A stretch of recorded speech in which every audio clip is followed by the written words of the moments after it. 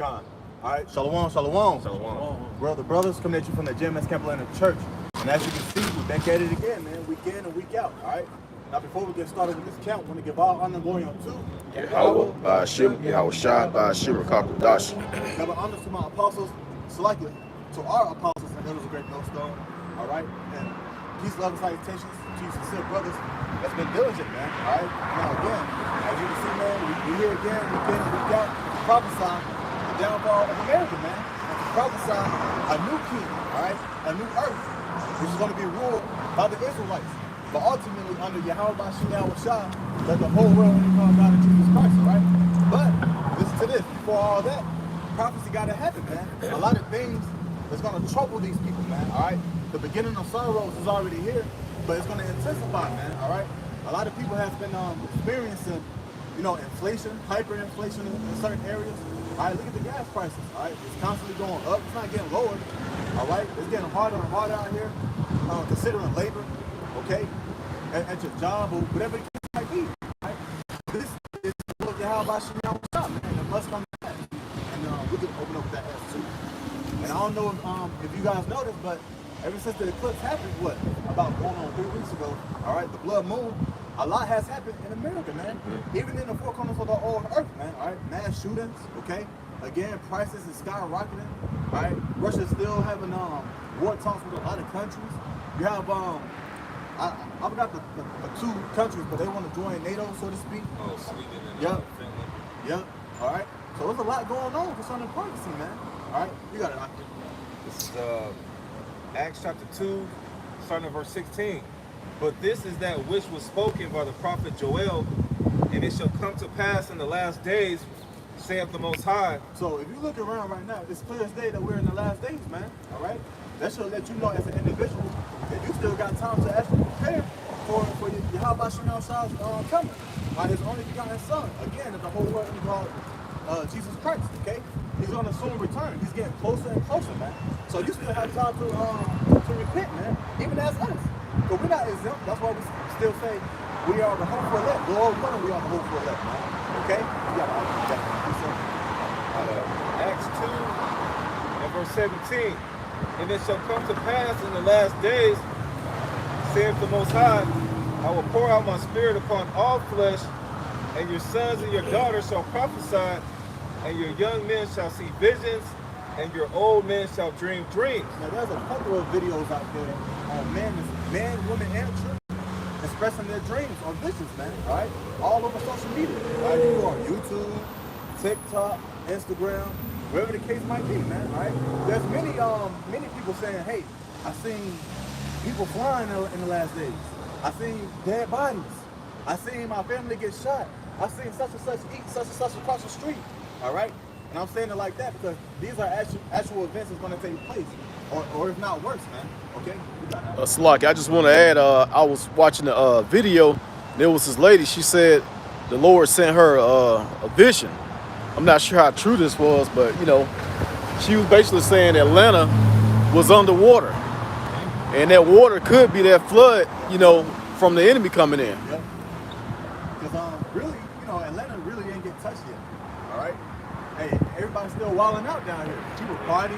Right? Hey, Scripture says as the days are going, man. Right?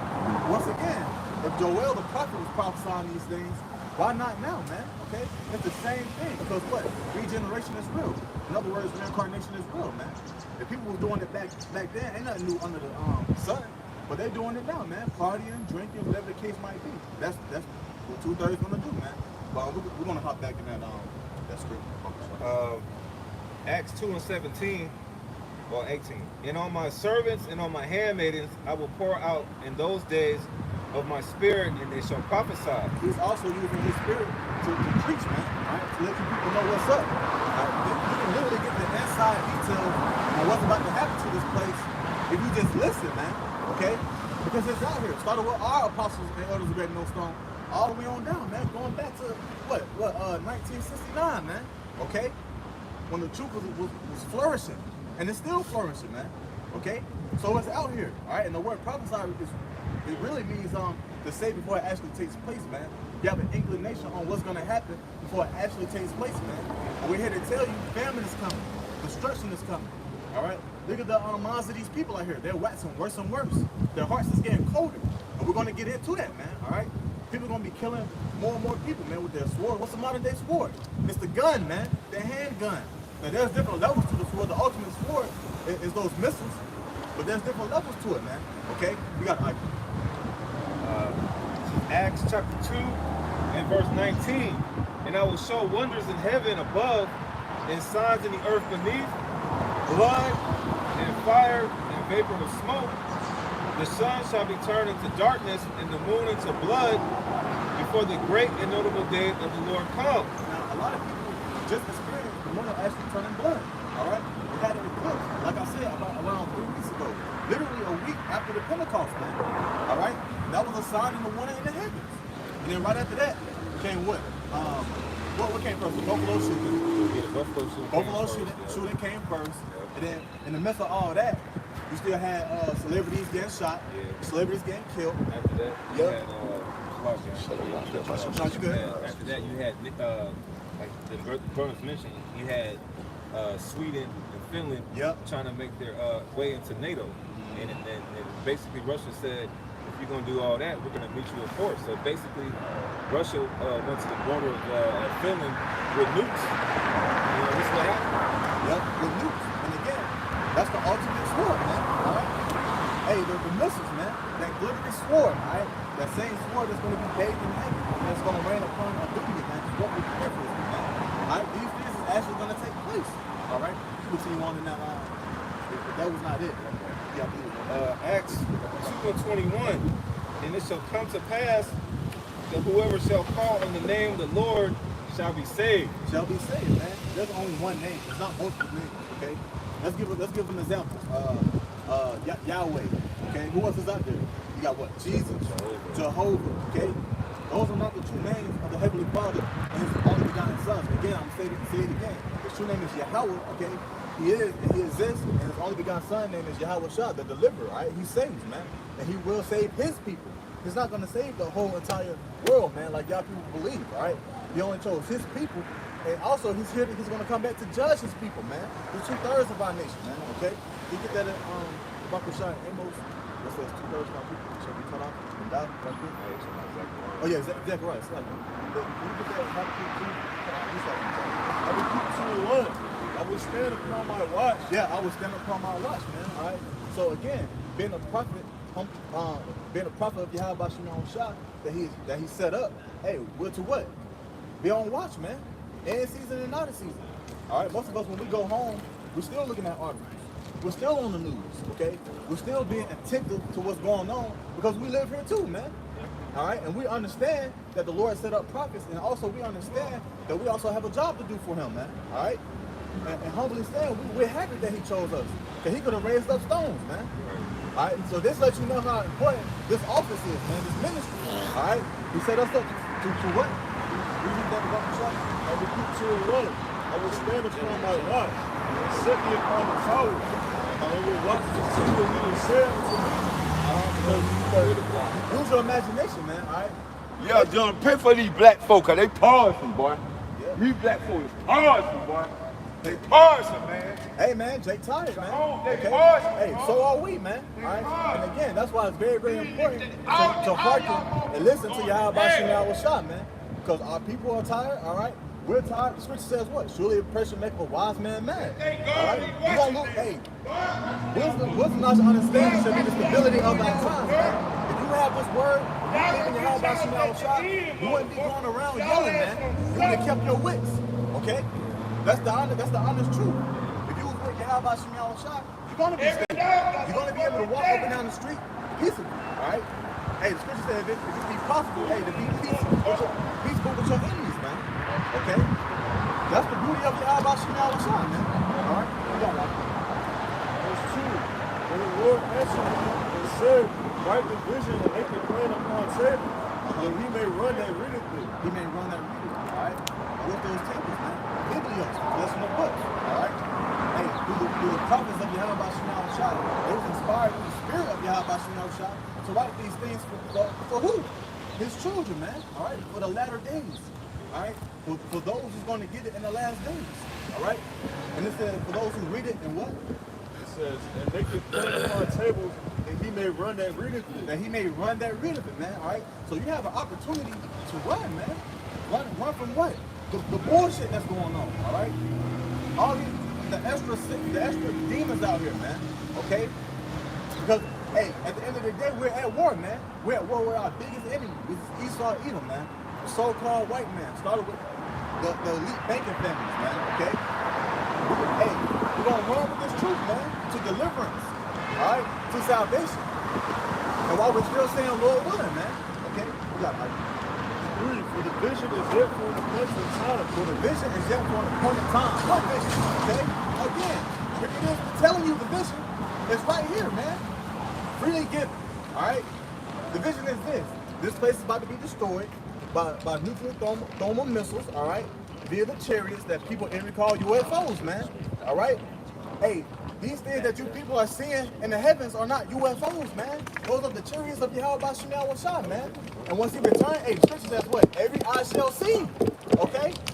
So that's the vision we're giving you people, man. Yep, signs in the heavens. Yep, that was a good point. We just read that, man. All right, in the book of Acts, the 2nd chapter, you will see signs and wonders in the heavens. That's another part of the signs, man. All right, the chariots of Yahweh Shemel Washah. That brothers are experiencing. Not only brothers, but the whole world is experiencing, man. Because NASA put up that line for you, man. They know your house shots coming back with the chariots, with the angels in them, man. But they'll tell you this little green men that's in there. That's a fable, man, a falsehood.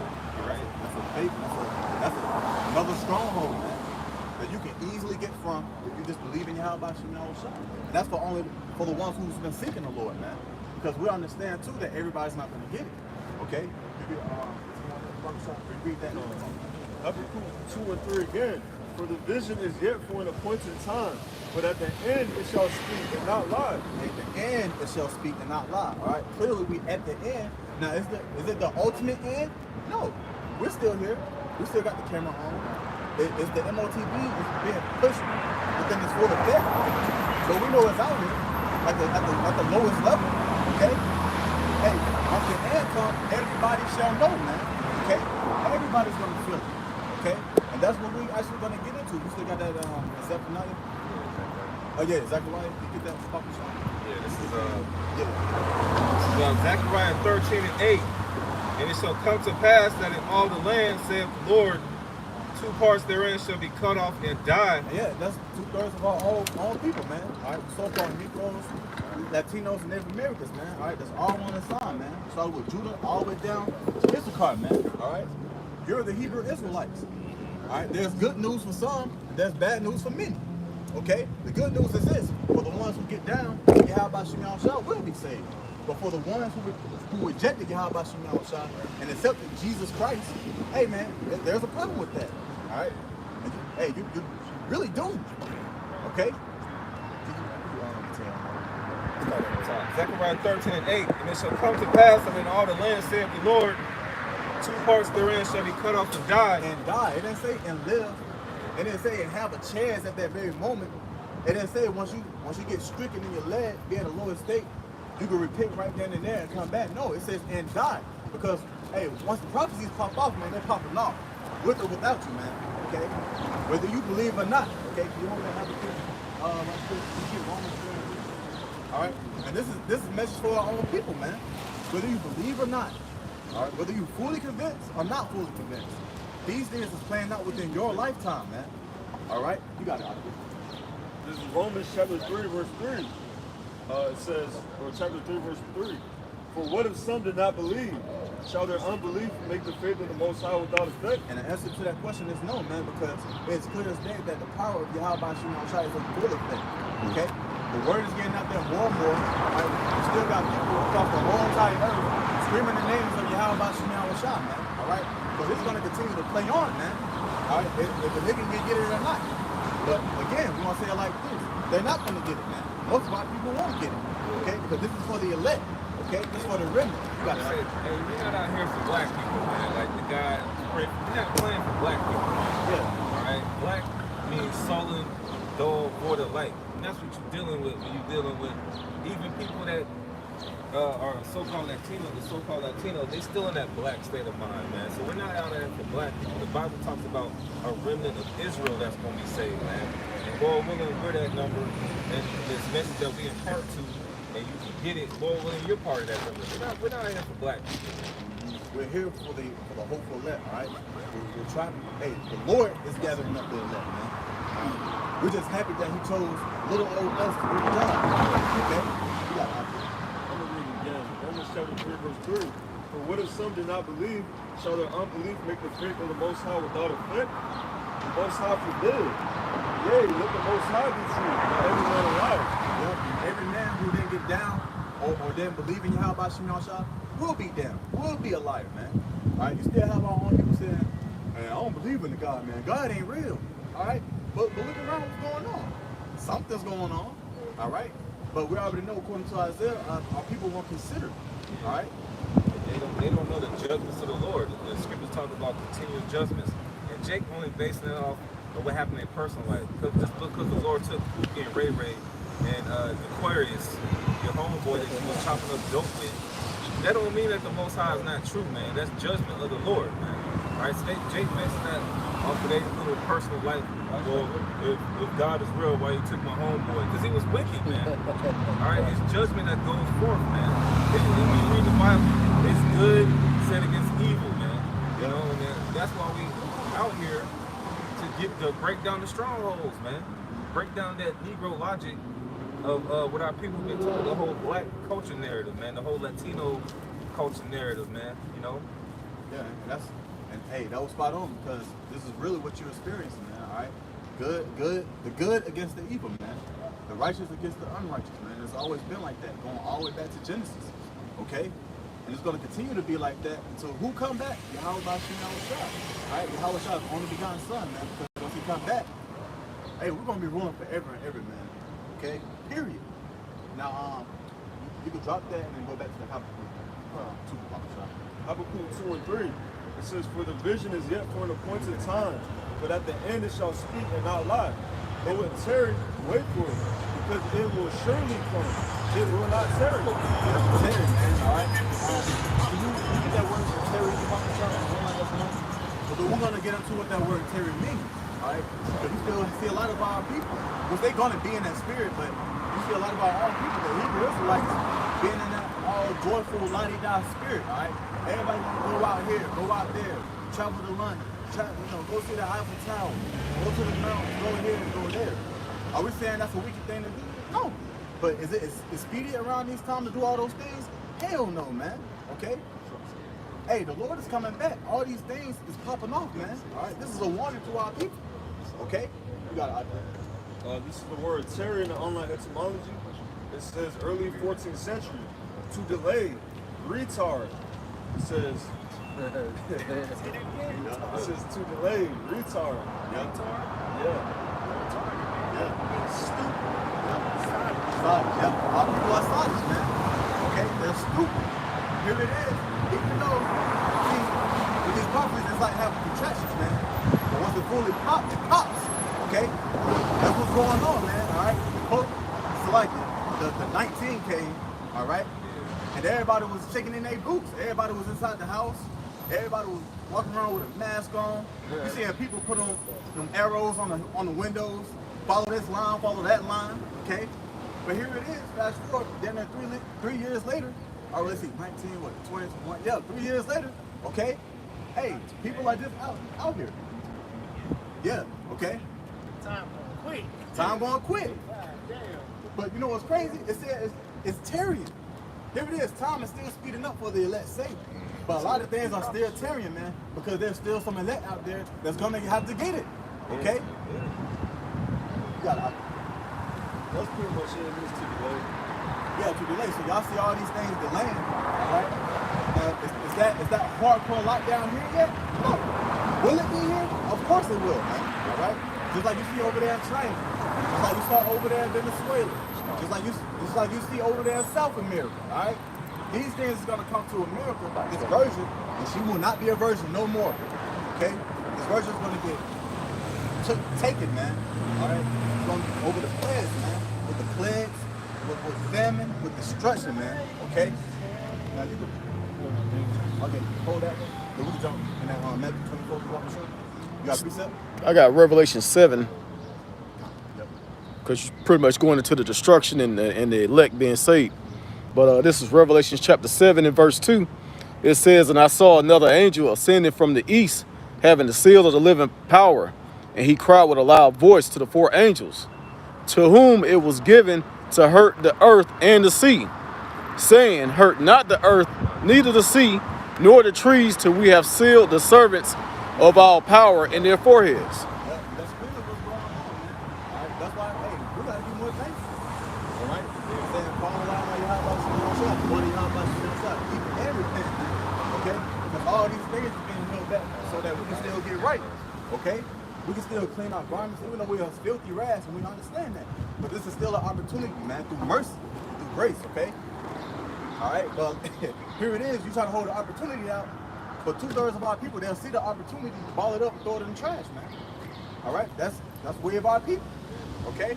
Now, for those who would take the Lord's hand, who would take this opportunity, those are the same ones who the Lord's going to save, man. All right? You got to agree. Well, the scripture say the meek shall inherit the earth, man. This is Matthew chapter 24, verses 12. And because iniquity shall abound, the love of many shall wax cold. The love of many shall wax cold. And that's when we open up, well, all right, we was mentioning what these mass shootings and stuff like that. Well, it's clear as day, man. This prophecy is taking in full effect. All right, whether you guys see it or not, it's happening. Okay. Yeah. Like iniquity is sin upon sin, man. Yep. Look what's next month. Like used to be looking forward to June. Now what is next month known for? Pride month. Juneteenth. All right, Juneteenth. Like you got all these different legislations going on. You know, all these other abominations going on. Then people wonder why this stuff is happening. Because it says it right here in the scriptures, man. You're gonna see more of these shootings happen. You're gonna see more people just go up in a restaurant and just shoot shit up. Because the Bible said it. You know, we just repeating what the Bible said. And usually, you know, the people follow the king, man. All right, this wicked king, he was blessed with the sword. So all the people, they're gonna use the sword, man. They're gonna kill each other. Hey, this is the will of Yahweh God Father. They're gonna continue to kill each other, follow the ways of the heathen, follow the ways of this wicked king. All right, Esau, Edom, all right, and just be completely bugged out, man. Okay. Hey, and it say wax. That word wax means to worsen, or to get, or be in a worse case. So people will look at the things that are happening today and be like, well, this was going on 50 years ago. You know, when my grandmother or my grandfather, you know, was coming up, so it ain't nothing new, you know, under the sun, but it's getting worse. You know, when you can have a transgender, that's off in itself, go in the schoolhouse and kill 20 kids, you know. On top of that, you had before that the Buffalo shooting. Like this year, I think it's 27 mass shootings. So far, we're only halfway through the year. Hey, that hasn't happened, you know, that I can recall in that large number in a long time, man. Or if ever, you know. So we know that these prophecies are speaking, because that was in Matthew 24th chapter, right? It goes and tells you that the signs that will be taking place. You know, we always hit verse 5 and 6 where it says wars upon wars, rumors of wars, so on and so forth. But if you skip down to verse 12, the love of many waxing cold, that's also a sign that we're in the last days, man. You know? That was a beautiful point, because I was talking with this brother earlier. Personally, I was in my car. I seen this Israelite woman. She was about to go at it, man. She got cut off. Stuff like that. She was screaming, help you, and flicking a person off. But I'm bringing out that example to further explain that, hey, we're in those times, man. All right? Hey, the love of many shall wax cold, man. The love of these people, it's not where it's supposed to be, man. All right? These people out here don't have hospitality, manners, and stuff like that. All right? If they out there don't have that, continue to increase that darkness upon them, hey, they're going to turn to mad men, okay? You got it out. Real quick, one of the brothers up in the North Carolina camp did a lesson, and he was going into pretty much judgment in you know, recent events, and he brought out one article over in I believe it was Nigeria, It was like 31 people got trampled to death. Yeah, and it was clothes, shoes, and all that because they were showing the pictures. They didn't show the bodies, but yeah, that lets you know, like, didn't nobody care about who was on the ground getting stumped. They was just trying to, I don't know what sparked it, but they was running for their own lives, trying to save themselves and killing people in the process. Man, see, hey, there's gonna be a lot of situations like that. All right. Second Ezra chapter 15, starting at 14, it says, "For the sword," on 14, "go to the world and them that dwell therein." Woe to the world and them that dwell therein, okay? That's not a good thing, all right? Woe comes with what? Destruction, okay? Destruction to the world and for those that dwell therein, all right? You got it, right? For the sword and their destruction draweth nigh. The sword and their destruction draws not, man, okay? Esau was blessed with the sword. Hey, the average Israelite today, 2022, has a modern day sword, so it's gonna get real ugly and graphic out here, okay? You got it, right? As a matter of fact, there was an article, I remember, a lot posted it. You remember back in like 2020, I think crime rate went up, what, 105%? Something like that? Yeah. That's above 100. Yeah. Okay? That's a double up. Right. Going up, man. I'm pretty sure it's probably at 150% or, somewhere around there. Because we can clearly see what? The minds of these people, man, are not right. You see, drawing, man. People are finished, man. Our people need healing. Our people need the Lord, man. Okay, because this stuff is going to continue to happen, man. All right? You got it, Doctor. Second Ezra 15 and 15. "For the sword and their destruction draweth nigh, and one people shall stand up to fight against another, with swords in their hand." With swords in their hand, all right? All right? People out here getting more violent, okay? People out here love riots, okay? And we seen that back in what, 2019 with the was that 2019 with George Floyd situation? 2020, yeah. So prime example, man. They was out here flipping cars, burning cars. People was spray painting. You remember you had the skateboarders. They was going at it. All right. Oh yeah. Yeah, that was the main ones in that story, man. Yeah, they was the ones popping shit off, beating the cops up, dragging them. All right, so that was just a prelude on what's gonna happen. But when it actually takes place, it's gonna be worse than what we see. Okay, you got it. You imagine that scripture. You always think about like one people shall stand up and fight against each other. You think about race wars on the side. It's gonna be all types of gender wars. The gender wars are already here. Yeah. All right.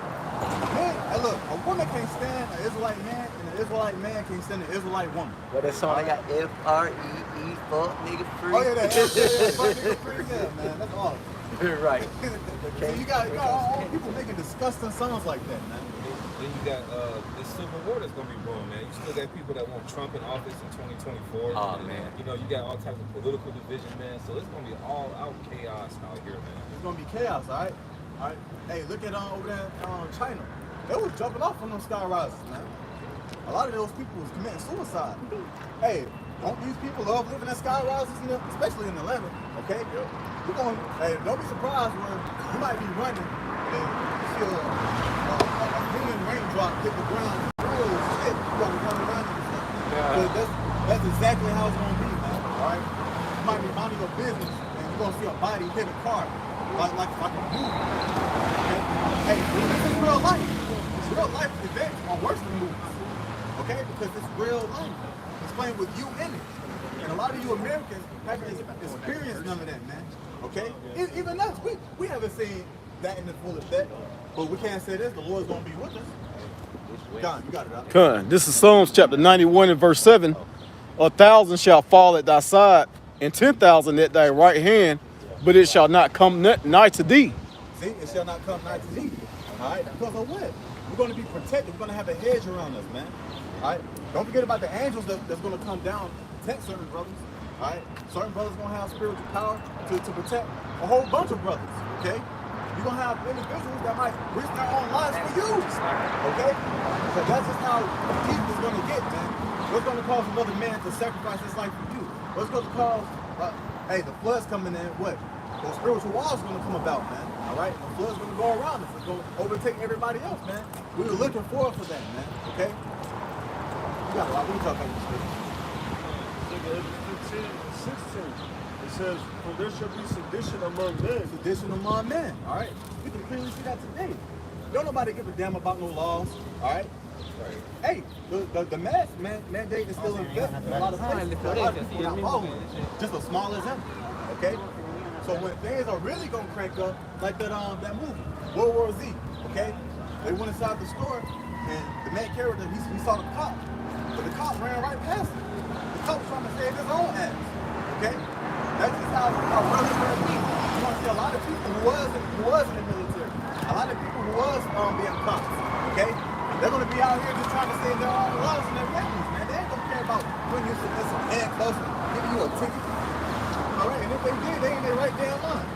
Okay? You got that. I got that here. Yep, sedition, yeah, I'm about to call on that. It says, mid 14th century, sedition, rebellion, uprising, Oh, look, rebellion, uprising. All right, it says what? Revolt, okay?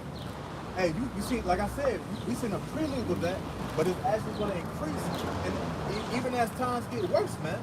Okay, we're gonna see a lot of people just walking out here with guns, man. All right, we're gonna see a lot of people, and a lot of these celebrities, they love putting, I'm trying to word this right. They be putting bulletproof tires on their cars, okay, bulletproof windows. All right, they be buying out Hummers, buying it out, okay. Because that's just the times that we're gonna be living in, man. We are in. All right, they invested more and more money. What? I think it said Nick Cannon, he got a whole bunch of Hummer armored trucks. Why did he do that? Chris Brown, okay. Hey, you had that what's that nigga name from Memphis who passed away? Dolph. Young Dolph. He had some. Did it save him? All right, just a problem example. In the state of Georgia, or you can have a weapon, man, without a permit, just like in Texas. You know, so these red states, right, they're allowing people to carry guns, man. All right, and these Edomites, man, they all stocked up, man. During the beginning of Jacob's trouble, man, you starting to see more Edomites come after you, Jakes, as well in these random situations. Like this Buffalo shooting is just a prelude to Jacob's trouble and Esau coming after you, Jakes, man. The ones that ain't gonna come into this word, man. You guys are marked for death, man. All right, you might be like James Byrd down there in Texas like 10, 15 years ago. You might be getting hauled off in a trailer back of a pickup truck by some Edomites, man. We've been telling you to come back to the Lord for so long, but the Lord's gonna execute his judgments, and it ain't gonna be, we're not gonna shed no tear, man. We already told you, we are apostles and elders, and our camp is, and our brothers on down, that this was gonna happen. So when it happens, man, oh well. Yeah, you had that one gent with his walk said, man, pray for our people. No, it said pray not for our people. That pray for our people. We ain't about to cry out for somebody else. No, we're gonna cry out for our own people. For the ones who've been seeking Yahweh Shalom Shah, right? Get back in that second Ezra. Verse 16 again. There shall be sedition among men. There shall be sedition among men. Brother beautifully brought out, okay? We got it out. And invading one another. And invading one another. It's gonna be like a damn movie. Alright, when you see a war movie, what actually goes down before they take all the spoils? Invasion, okay? You're gonna see a lot of people invading one another, man. With guns, man. They're gonna try to kick down your door, alright? They're gonna try to burn down your house, your apartment. They're gonna try to break through the windows, come through the back door, okay? And I'm saying it like that because that's real life. People out here are gonna be hungry, alright? They're gonna be hungry to take you, your family, your kids, your daughters, your sons, alright? Hey, and that day is gonna be a famine. We're already experiencing it. When I go out to go work, right? I got customers sometimes, right? So I gotta go to certain stores. And I go to these stores and somebody wants a baby on for me. It happened to me last week. Bro, right? that's the spirit. It happened, the same thing happened to me too. Yeah. I had to really tell a customer, and they ain't got no damn baby milk, man. Right? They ain't got no formula. The customer didn't even believe me until I took a picture. Yeah. Okay? Bro, the same shit happened to me.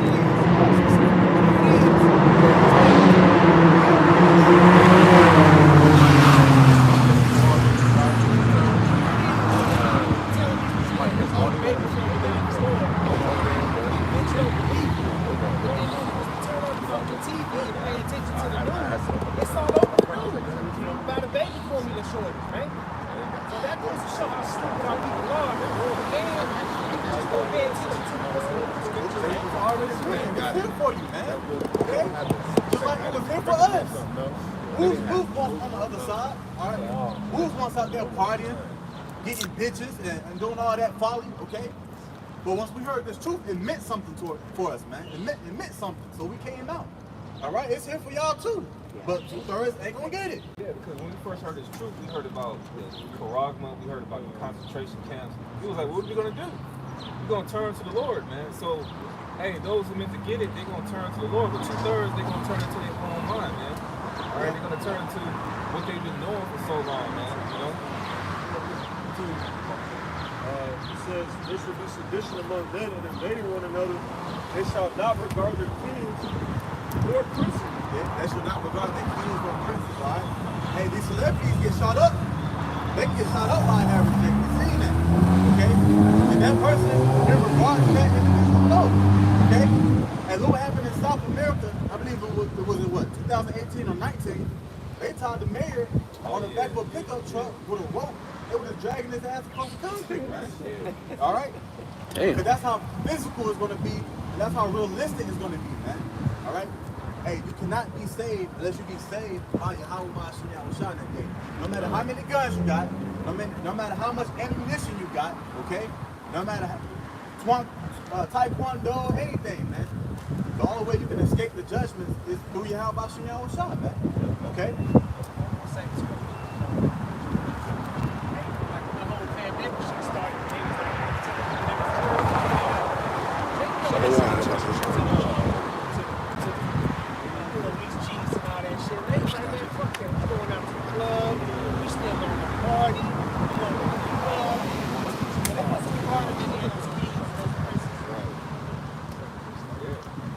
So yes, man. Hey, this is actually going to be reality for us, all right? Because again, we're not exempt. We're going to be out here too, all right? So some brothers going to be, hey, putting in that action. Some going to be healing. Some brothers just might be put up, hiding, all right? Whatever the case might be. But it's going to be real for us and for our own people, okay? So you can continue on that. Second Ezra shot. It says, they shall not regard their kings or princes. In the course of their actions shall stand in their power. In the course of their actions shall stand in their power. So whatever the situation might be, whatever the scenario might be, it's gonna happen. If they want to ramshack your house with their guns, take you, it's gonna happen. All right. Hey, for us, we already read that what? Some shall be cast into prison. We know that. Okay, it's just gonna happen.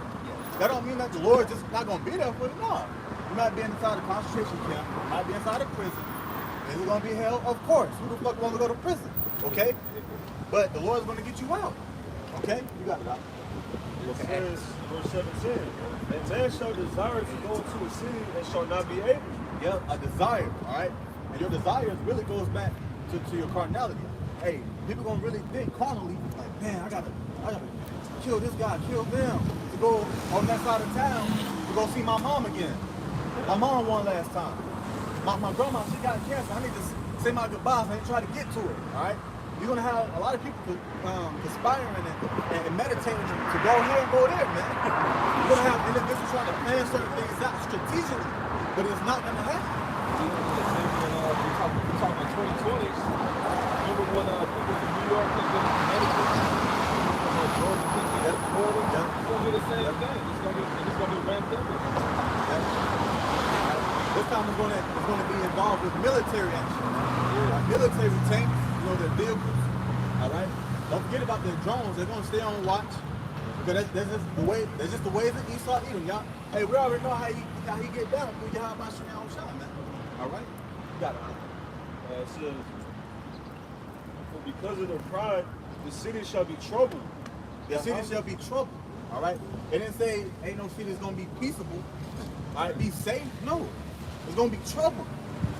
Are we already experiencing trouble in 2022? Of course. But it's not Jacob's trouble yet. It's gonna increase the Jacob's trouble, man. All right. Say the beginning of something. Yep. The beginning. Matter of fact, can you go back in Matthew 24 and start from the top on those points, man. But yeah, you do it. Verse 18. Because of their pride, the city shall be troubled. The city shall be troubled because our people are too prideful to call on Yahweh Shah, man, for help.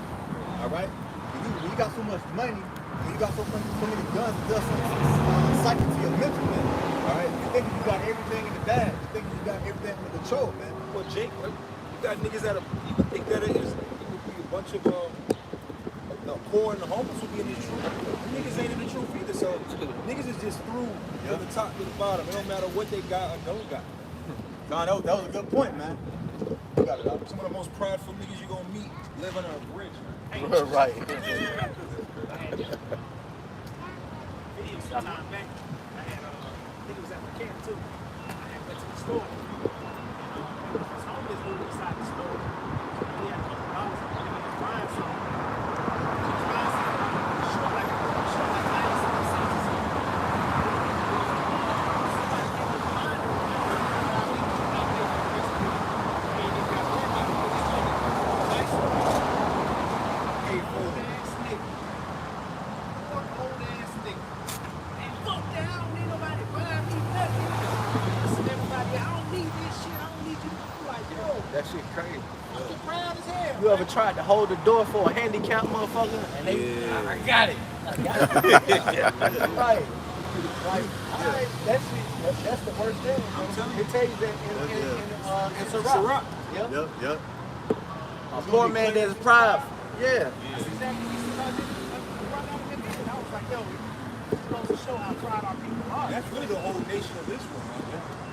Because it's only for every Jay-Z or every, like Tyler Perry. Y'all better see Tyler Perry. For every Tyler Perry, there's 100 million niggas that are through. Yeah, right. That are just as proud to them. Right. Yes, man. All right. These are the ways of our own people. All right. Okay. All right. You want to bring out your own? I'm just gonna make a point that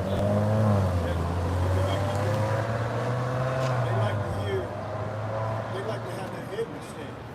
They don't want to see the destruction. They don't want to feel the pain. They don't want to face the music.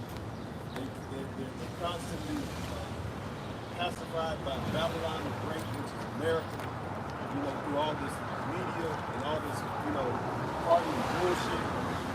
And I'm just gonna bring this out. This is Isaiah 30 and 38 and 9. That this is a rebellious people, lying children that will not hear the law of the Lord their own. Because they chose not to hear. It's out here, okay? Just like it's easy for a nigga to hear rap music, all right? Or to hear what a plug is. Yeah. But they can't just hear that the kingdom of heaven is for them. All of a sudden, they can't hear that the Lord chose our very own people, his very own people, which we are part of, okay? But it's so easy for a nigga to hear everything else. See, this truth is not meant for everybody, man, okay?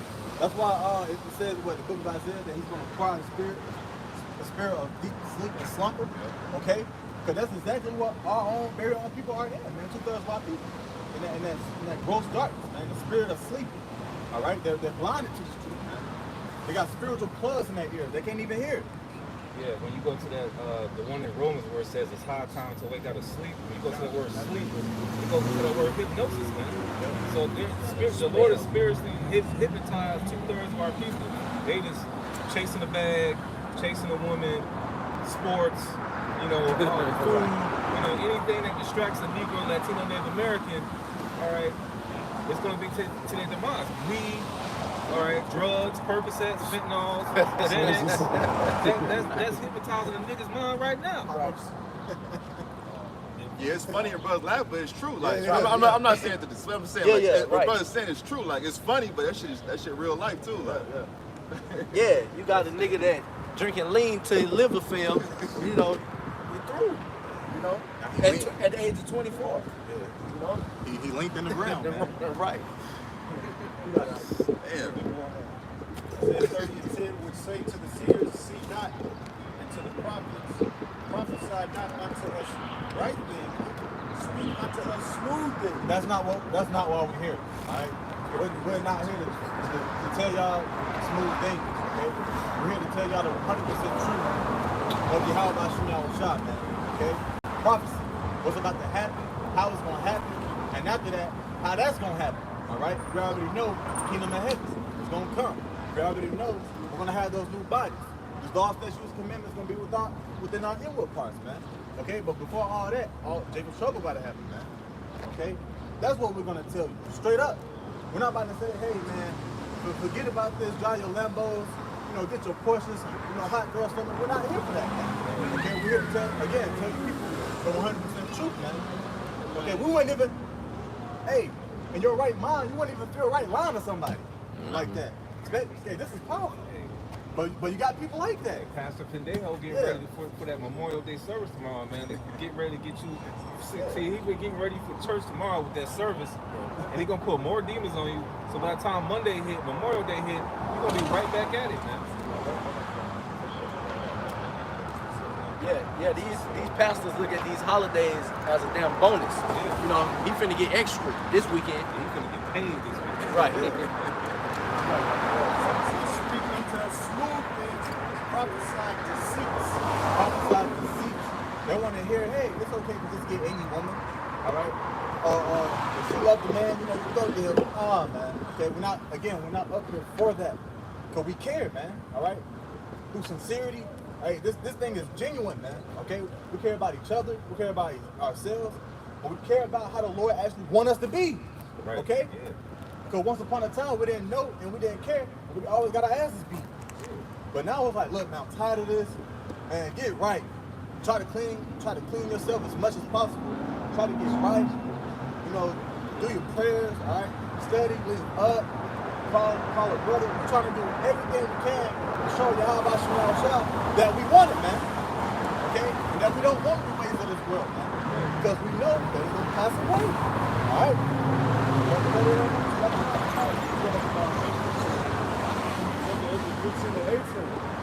Over the pride, the city shall be troubled, the houses shall be destroyed, and men shall be afraid. And men should be afraid, okay?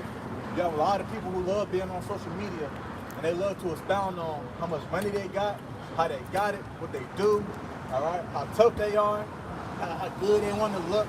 All that's going to be thrown out the window, man, okay? Because in that day, you're going to have a lot of men, women, and children trying to find help from a prophet of Yahweh Shah. You got it, huh? This is 2nd Ezra chapter 14 and verse 14. Let go from thee mortal thoughts, cast away burdens of man. And that's like that word mortal goes to death. All right? So let go of all that BS in your head, man. All right? So we already know, man, Satan, he loves to play on your mind. He loves to convince you.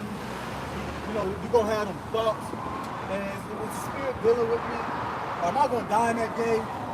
What if this happened? What if that happened? What if the Lord saves you? How about that? Okay? And that's for me too. So we all in this flesh. All right? It happens. You're going to have thoughts. All right? You're going to have some crazy ass thoughts. Okay? Especially if you know the truth. But at the end of the day, you got to let go of all that. Because Scripture says what? Let go of that mortal thoughts, man. Okay? And we're going to get into it. It's going to say God. Put off now the weak nature. Put off now the weak nature. So if you're going through those things, that's really a weak natured thing, man. Okay? Because if you know Yahweh Shah, and if you believe, you're gonna absolutely, with full confidence, know that hey, our Lord is gonna be with you. Okay? Let's continue on. Verse 15. And set aside the thoughts that are most heavy unto thee. That are most heavy unto thee, man. What if my infant baby making? What if my girl making? What if my auntie? What if my uncle? No, man. Okay? You just put your trust, love, and cleave to Yahweh Shah. They're all gonna make it. Okay? Promise up, Noah and his whole family. Okay? Noah and his whole family, man. Alright? Noah did the work, but his whole family got saved. But hey, there's gonna be a lot of situations with us. It's gonna be because of you why your whole family gets saved, man. Okay?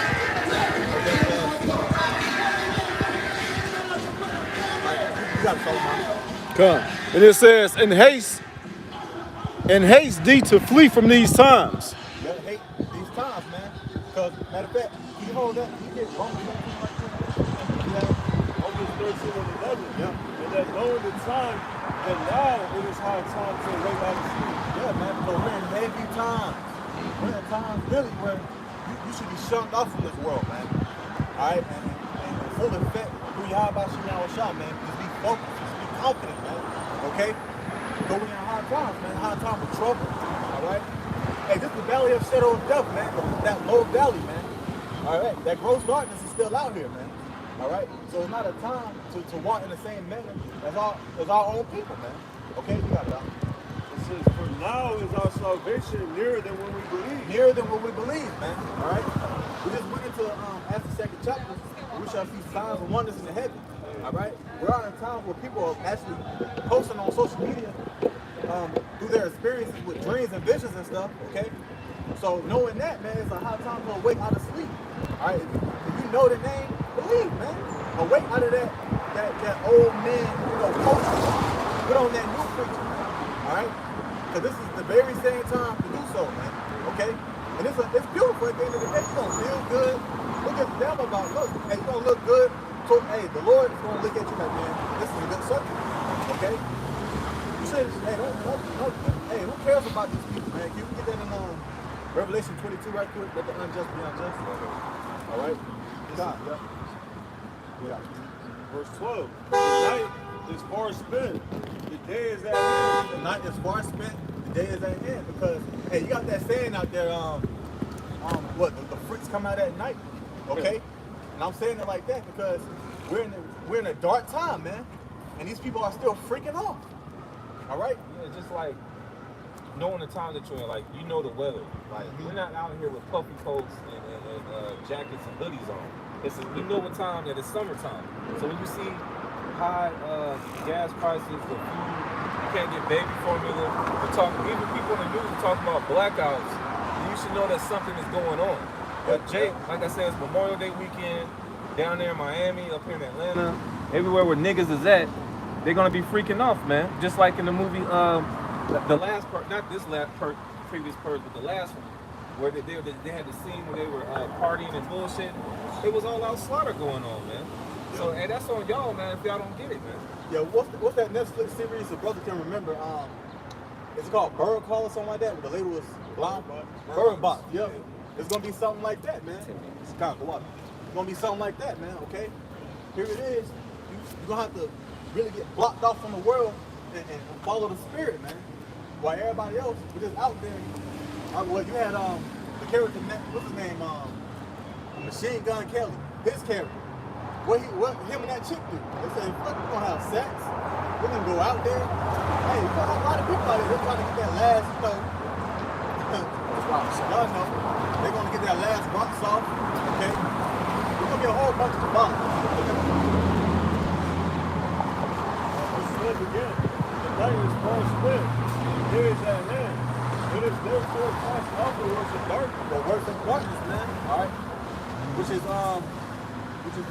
occupied by this old man right here, man. The chains of darkness, man. You're literally chained up in darkness. Okay? And we're prisoners of hope. You can only hope, man. Okay? That's why you gotta pray to Yahweh Shem Shah that you continue to hope. It's a good thing to hope. Hope for good. Yeah. Hope to say, man, I'm trying to be the best person I could be. I'm trying to cast off all this negativity, this shit I've been doing. Because the scripture says what? Examine ourselves. So of course we're gonna have those thoughts, man. Like, damn, am I doing this right? Am I doing that right? Let me go back. Let me just think about it. All right, well, that's a good trick to be because what? Brother can get it. What a second, Ezra, right there. The second chapter. Zachariah step down. Me, we gonna read further down.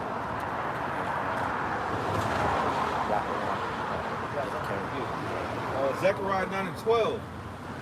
Turn you to the stronghold, you prisoners of hope. Even today do I declare that I will render double unto thee. So we're prisoners of hope, man. Without this word, the stronghold is his word, man. Without this word, we'd be just like these guys out here, just lost in the sauce, man. So that's our only hope in Yahweh Shem Shah. We don't have a plan B, man. Granted, brothers got jobs, businesses, but that's second to the word. You know, that's second to Yahweh Shem Shah and this ministry. You know, so without this hope of being saved from this evil man Esau, hey, we be just like the rest of these jakes out here, man. Yes, because see, here go the thing, man. There's only one hope. It's the hope of Yahweh Shem Shah. Alright? Now as for everybody out there that have hope for what? Being a magician. Right? It's like a magician, right? Being a rapper, being an NFL player, being a basketball player. Now you got men, okay, who have been NFL players or basketball players, but they repented. Okay? That's what everybody else, they still stuck in that. They got the wrong hope, man. Okay? You got it. I have a word for you. Come. You said speaking on hope, how there's nothing wrong with hope, and that's true, bro. This is the etymology for etymology.com. It says to have trust, have confidence, assume confidently, or trust. Yeah. Matter of fact, usually when people assume, 9 times out of 10 they assume for the what? The wrong things, bad things. But in that case, can you read that part again? I got you, bro. Yeah. It says to have trust, have confidence, assume confidently, or trust. Exactly, to assume confidently. Usually when you're confident in something positive, it's something that you believe that you can do, man. Okay? Which is usually a good thing. All right? Don't have confidence in these materialistic things, man. The things of the world, because the world's gonna get burnt up with fire, man. All right? This world that we live in will not be in the next world to come. Okay? It's like it's a little more for you, bro. Yeah, it's That's a good word. Yeah, it's good. It's good. What you're saying is spot on, because really, as people read in the etymology, hope really comes from the Most High. Exactly. Yep. Yep. It says hope, the noun version. It says confidence in the future, especially God or Christ, as a basis for hope, expectation of something desired, wishful desire. If I can say too, through the Spirit, because if you want to foresee the future, so to speak, hey, we just read that the Lord's going to put His Spirit upon the man and the woman to have visions and dreams. Usually when that happens, you can foresee the future. Right? The Lord's know you can only have something that you can foresee. But niggas can't see past the fucking moment. All right? Niggas can't see past a woman, or past money, or past work, or past family. Yeah, they don't have the true vision of God about you now with shot. Okay? We'll go for that. No, I'm stuck down. Ecclesiasticus or Sirach chapter 2 verse 10. Look at the generations of old and see. Look at the generations of old and see. Alright? Because at the end of the day, what happened to our people, what happened to us, okay? Hey, that's for an example. To look back and to reflect, like, damn, around this time we was fucking up. Around this time we was fucking up. And during this time, alright, today, 2022, hey, something's happening. It's different from the other times, okay? That lets you know the Spirit and hope. That's what hope can do for you, man. Alright? Did ever any trust in the Lord and was confounded? Did ever any trusted in the Lord and was confounded? Push you to that is no, man. Okay? If you believe that the Lord's gonna protect you, He's gonna protect you. There's a lot of testimonies that brothers have where they thought that might go through the ringer at that very moment. Alright, whatever the situation might be, but then they got out of it. Alright? Because again, we just went through the mortal thoughts. Those mortal thoughts creep in at the right time, man. When you at your lowest. But when you at your lowest, you gotta overcome like, Lord, can you please get me up out of this? And then boom, you're out the situation. Okay? You got it out. Any abide in His fear and which forsake. And that word abide, it means to remain. Okay? So did anybody remain? Can you read that? Or did any abide in His fear? Remain in the Spirit. And what's forsaken? That's what's funny. You want to remain in the love and the sight of Yahweh Shemam Shah. Because above that, it says what? Cleave to Yahweh Shemam Shah. If you cleave unto somebody, you're going to always be there right beside that person until you let go. You know what I'm saying?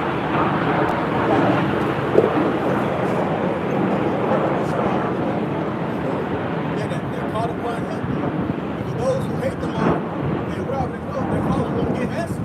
All right?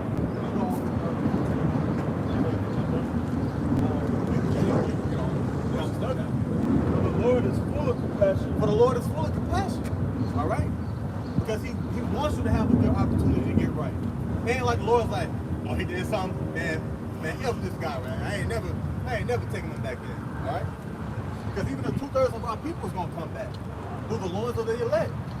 All right? With everlasting shame and content. But they're going to be back. Okay? In their right mind. That's the power of our Lord. That's compassion. All right? You got it, right? And that's mercy. Okay? You got it. Yep, you got it. The Lord is full of compassion and mercy. Compassion and mercy. long suffering. And he's long suffering. So even if you're suffering right now, man, okay? Okay, we get it. We all get mental infirmities, physical infirmities, different situations, but the Lord is still here with you.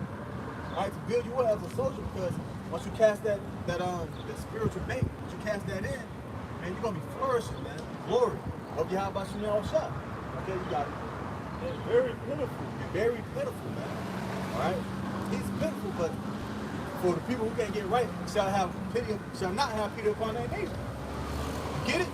Okay? You got it. And forgive sin. And forgive of sin, man. Let you know the importance of forgiveness. If a brother did something to you, or if you made the wrong decision, hey, forgive him, man. Say, like it. All right? I say, brother, will you forgive me if I did this? All these things are important. All right? You got it now. Save them for a time of affliction. And save them in time of afflictions, which we're about to experience at the highest, most level that we've ever seen before, man. Okay? Everybody's going to be afflicted. Everybody's going to go through a badass situation. All right? It's like a movie. You've seen some badass situations, but the main character is a bad motherfucker, man. He be getting it in. He be going through it and getting out of situations. Lord willing, that's us. All right? We're going through the worst of the worst, but the Lord's going to take us about the worst, man. Okay? You got it, right? Verse 12, woe be to fearful heart. Hey, what do you give up, man? Okay? Faint hands. You should be Cleveland once again. Once you let go, it's a wrap. Okay? You can't serve two masters. You can't be stagnant. All right? And if you're limping or if you're weak, if you're slow, you still got help. All right? Go back to how about you now shot? You got it, right? And the sinner that goes two ways. And the sinner that goes two ways. There it is right there. Okay? Is that it? Let's go more shot. Woe unto him that is faint-hearted. For he believeth not. Well, he believeth not, because if you faint-hearted, you're searching for something else to get you out of that situation. You're not searching for your how about Shemel shot. Okay? So as the day approaches us, keep searching for your how about Shemel shot. Keep talking to him, crying to him. If you're happy, let him know you're happy. See? Okay? They got kids.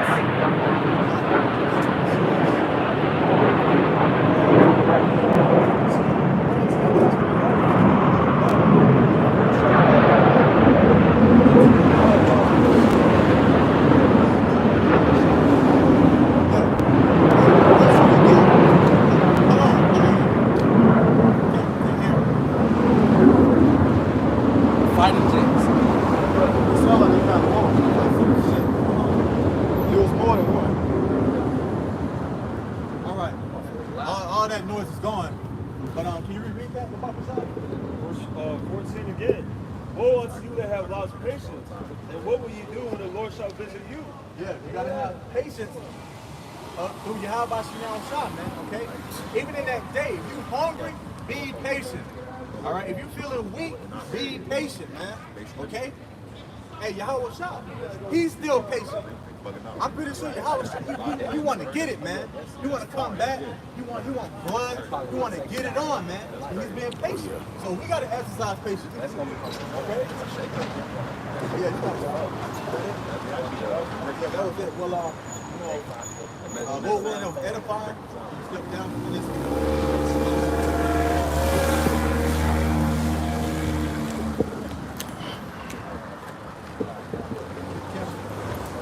I'll hop on for you.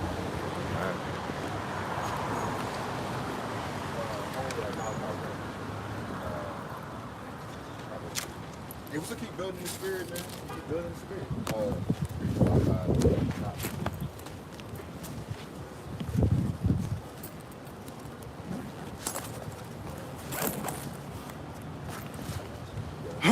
This is Malachi chapter 1, verse 1. The burden of the word of the Lord to Israel by Malachi. I have loved you, saith the Lord.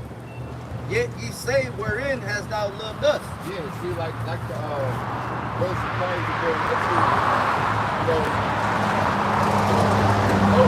ultimately, it's going to boil down to the Heavenly Father, the how about getting granted the ear, a level of spiritual discernment to actually perceive who is sincere, who has truth, and who doesn't. But as far as us here in this body, man, we sincerely push the truth, as the Holy Spirit has revealed to us, being our apostles and elders, to the masses, man, to the forefront. Just like the scripture said, it was a burden, We're in the spirit of pushing, truth, and like I said, ultimately, it's going to boil down to an individual's relationship with Yahweh Shemar Shah, whether they can actually hear and discern what is true and what's not, or if they're lesbians or false faith. Malachi 1 and 2, I have loved you, saith the Lord. Yet ye say, wherein hast thou loved us? Yeah, see, the Most High has shown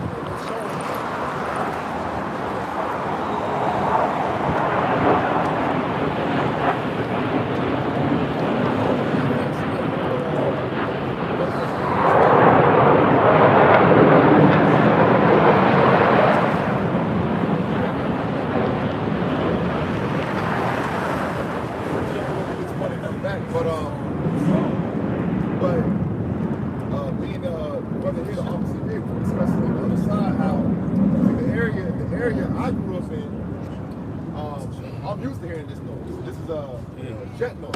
Like I was telling my brother, this noise, when these jets, they make that noise when they break the sound barrier.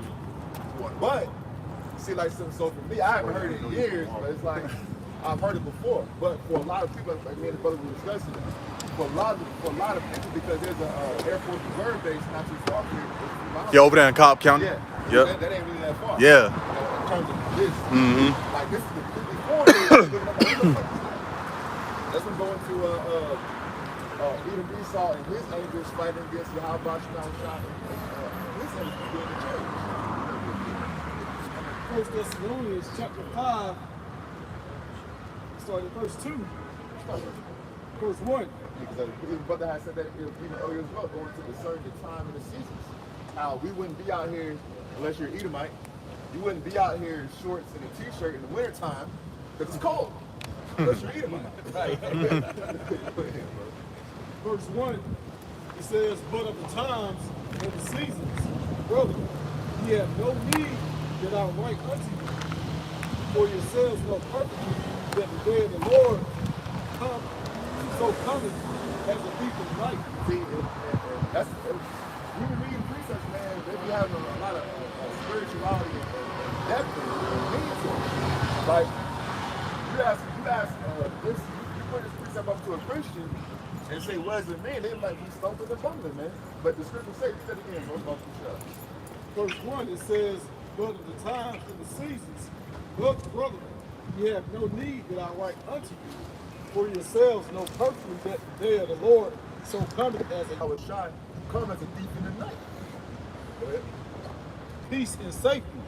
Then sudden destruction cometh upon them as travail upon a woman with child. And that's heavy too. Like a lot of points that the brothers previous to us stepping in and speaking and reading made are being re-emphasized just moments later. Even the brother had said, when the whole situation popped off, the whole situation popped off, you got a lot of people who were scared and shielded, masked up and shielded up and gloved up. And now you have a higher spirit of murder. And I'll say this as well, like I know this as well. You do accurately what it said, you have a high level of folly and birth out here, but you also have a lot of people who are still shook up, especially the older generation. You have a lot of people who are they're not going outside with no mask. You'll go to the store and you'll see employees wearing masks, you'll see a lot of customers wearing masks. It shows what? There's a high level of confusion now. You got people who are sort of like, it's funny to me too, man, because like back in the day when I was back in the days with masks and gloves and shit, people would look at me as a weirdo. But you got people on that spectrum who are going out without being, who are not going out without being protected from germs. And you got the other hoes out here, they're butt naked when you around too. You got the whole game out here. Just going to show what? I don't know what we messed up as well perfectly with this precept as far as our Lord comes as a thief in the night. Go ahead, bro. Verse 3, for when they shall say, peace and safety, then sudden destruction cometh upon them as travail upon a woman with child, and they shall not escape. Yeah, this is the new normal. All right, the old normal, even going back to the way it was in the as time goes on, it don't go back. All right, you had the roaring 20s. You had the growth and the expansion between the 50s and the 60s and the 70s. You had the 80s with hip hop and other culture, so-called black communities. You had 90s tech, 2000s tech. But then when the shit progresses and you have the boom and the bust, the shit don't go back. We're not going back to the wrong. We're not going back to the expansion of the 60s, the 50s. We're not going back to the belief that it was pre the Twin Towers. This is the new normal. All right, confusion is the new normal. All right, so that's why the brother said we come out here and we give you what the understanding given to us by way of the scriptures. It's best to take heed, man. All right, go ahead. Verse 5, it's like verse 4, but ye, brethren, are not in darkness, that they should overtake you as a thief. Ye are the children of light, and the children of the day. We are not of the night, nor of darkness. That's the point, but we can let this go. It says, ye are the children of light, and the children of the day. We are not of the night, nor of darkness. Yeah, so like I said earlier, you can't be in that spirit going back and forth with the world, man. All right, it gets to a certain point, each and every one of our walks through yourself, but you got to be 10 toes, man. You got to know what you're standing for. All right. Now, of course, you're gonna take your licks, you're gonna take your bumps and bruises, you're gonna trip, you're gonna fall. You're not gonna be perfect, okay? But at the end of the day, there comes a point in each and every one of our walks that you have to know what it is that you're fighting for. All right. Go back to This is Malachi chapter 1, verse 2. I have loved you, saith the Lord. Yet ye say, wherein hast thou loved us?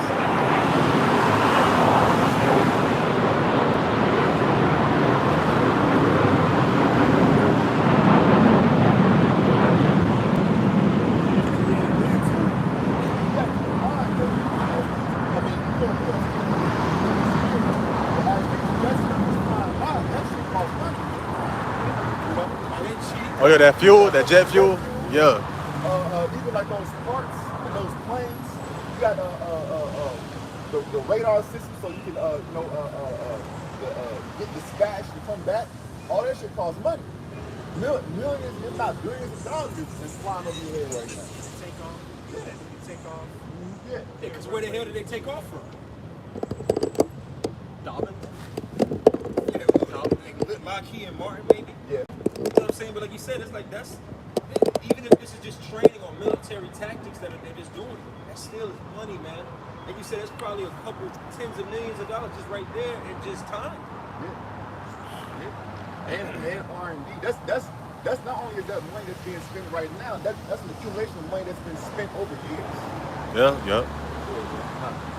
Like I said, we don't spend on Malachi 1 and 2. I have loved you, saith the Lord. Yet ye say, wherein hast thou loved us? Was not Esau Jacob's brother? See, and our people don't even understand that what the Lord is doing right now with us. This is an example of love, man. Okay, that Yahweh Ba'Shem Shai has given the spirit of understanding and perception and understanding of prophecy to go and warn our people before the return of our Lord, which is to come as a thief in the night. Go ahead, bro. Okay. It says, yet I loved Jacob, and I hated Esau, and laid his mountains and his heritage waste for the dragons of the wilderness. Yeah, see, our people don't understand the things that we went through, the things that we're going through. Okay, that's for the perception of the saints. That's what we can not be so weak nature, weak spirit, against the tough. spiritually flimsy and just falling by the wiles of the devil, man. Our people don't have their understanding. But at the end of the day, you can't say you ain't been told though. Go ahead, bro. Verse 4, whereas Edom saith, we are in desolate places, thus saith the Lord of hosts. They shall build, but I will throw down, and they shall call them the border of wickedness, and the people against whom the Lord have indignation forever. Verse 4, whereas Edom saith, we are impoverished, but we will return and build in desolate places. See, a part of the reason which our people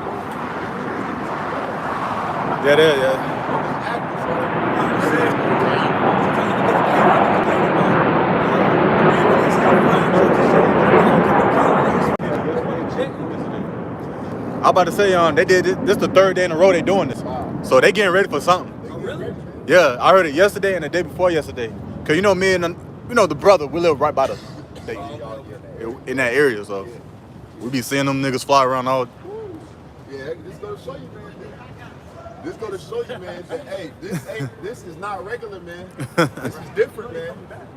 Go ahead. God, it says, whereas Edom saith, we are from that area. impoverished, but we will return and build the desolate places, thus saith the Lord of hosts. This is an extension of building this is place.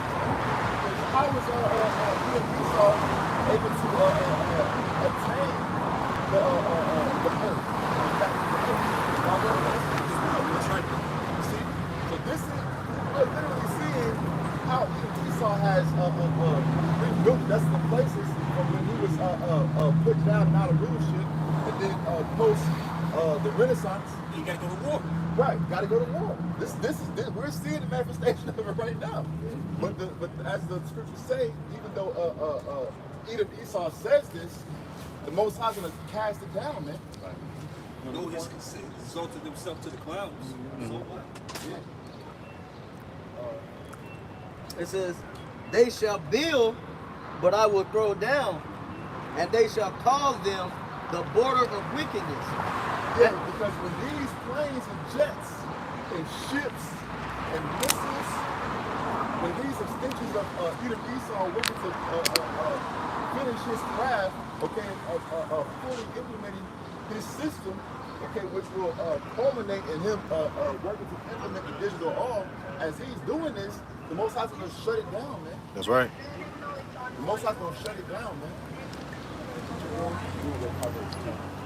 It says, they shall build, but I will throw down, and they shall call them the border of wickedness. Yeah, and that's what I was saying. As Esau is utilizing his blessing, it's going to be shown more and more that he's the wicked. See, as we being Israelites, okay, as the sons of Abraham, Isaac, and Jacob, as we move in our blessing, it's going to be shown that we're more good.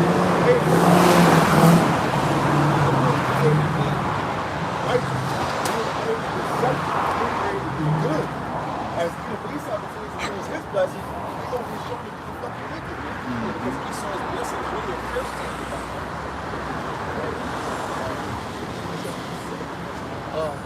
This is Job chapter 20 and verse 22. It says, in the fullness of his sufficiency, he shall be in straits. Every hand of the wicked shall come upon him. Job 20 and 22. In the fullness of his sufficiency, he shall be in straits. That's why we see this devil in straits. Hey, it's to the point now.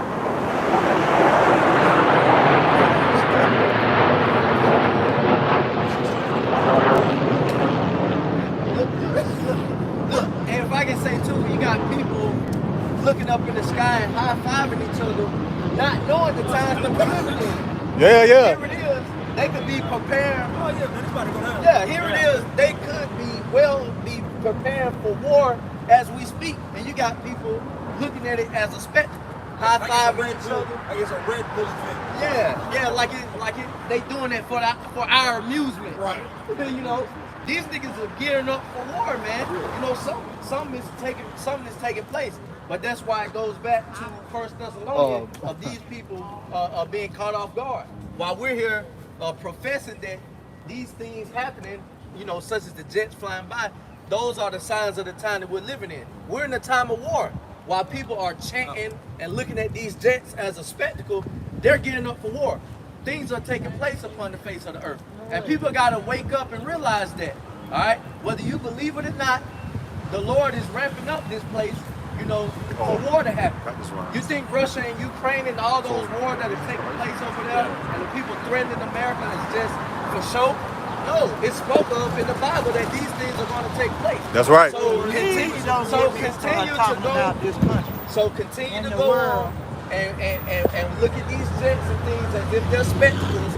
But when war is on your doorstep, it's not going to be so amusing then. That's right. Brother just said, what is that movie, Red Dawn? Yeah. You saw the more recent one. It was like the Edomite came home. And remember he went to Applebee's, you seen it? It was a regular day. He went to Applebee's, dealing with his neighborhood flirt, and then the next morning everybody woke up with his chicks falling out the sky. Right.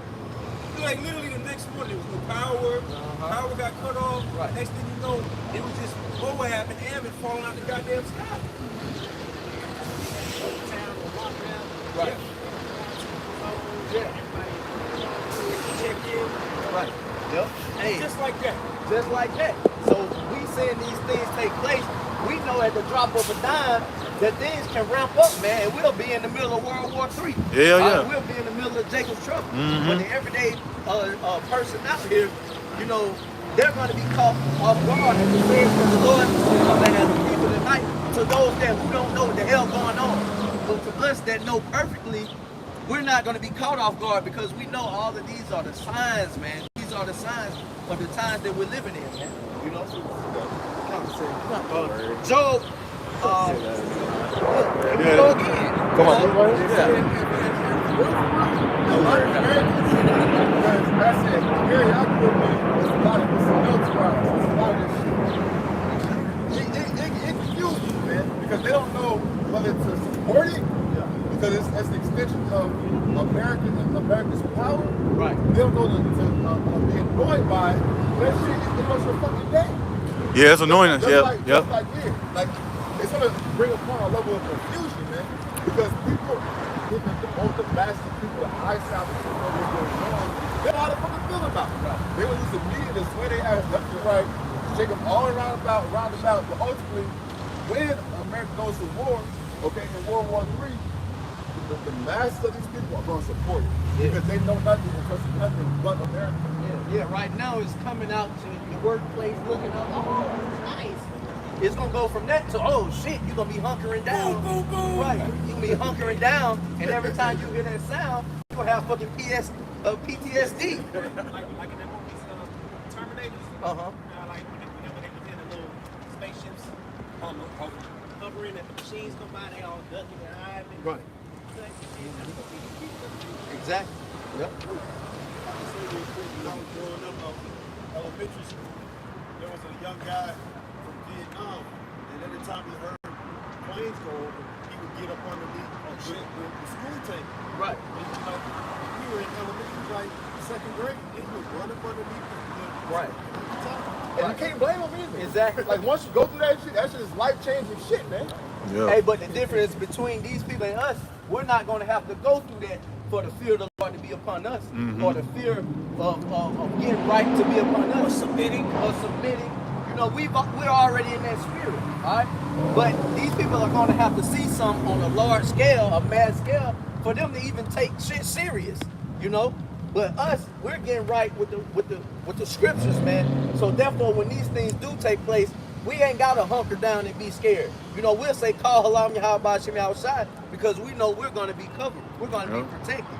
You know, Lord willing, us and the members of our household. Okay? Can I read this for you? I got to read something.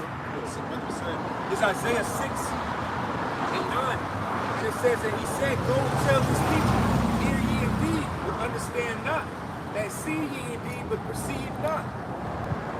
Make the hearts of this people fat, and make their ears heavy, and shut their eyes, lest they see with their eyes, and hear with their ears, and understand with their hearts, and convert and be healed. It's the point that's spiritual because both sides is tapping your senses, your ears, your sight, your spirit is tapping your senses. That's like what you say, Yahweh Shai, our Lord come and knock it, man. Yep. He tapping at you like, yo, wake up, like the long clock. Exactly. Verse 11. It says, then said I, Lord, how long?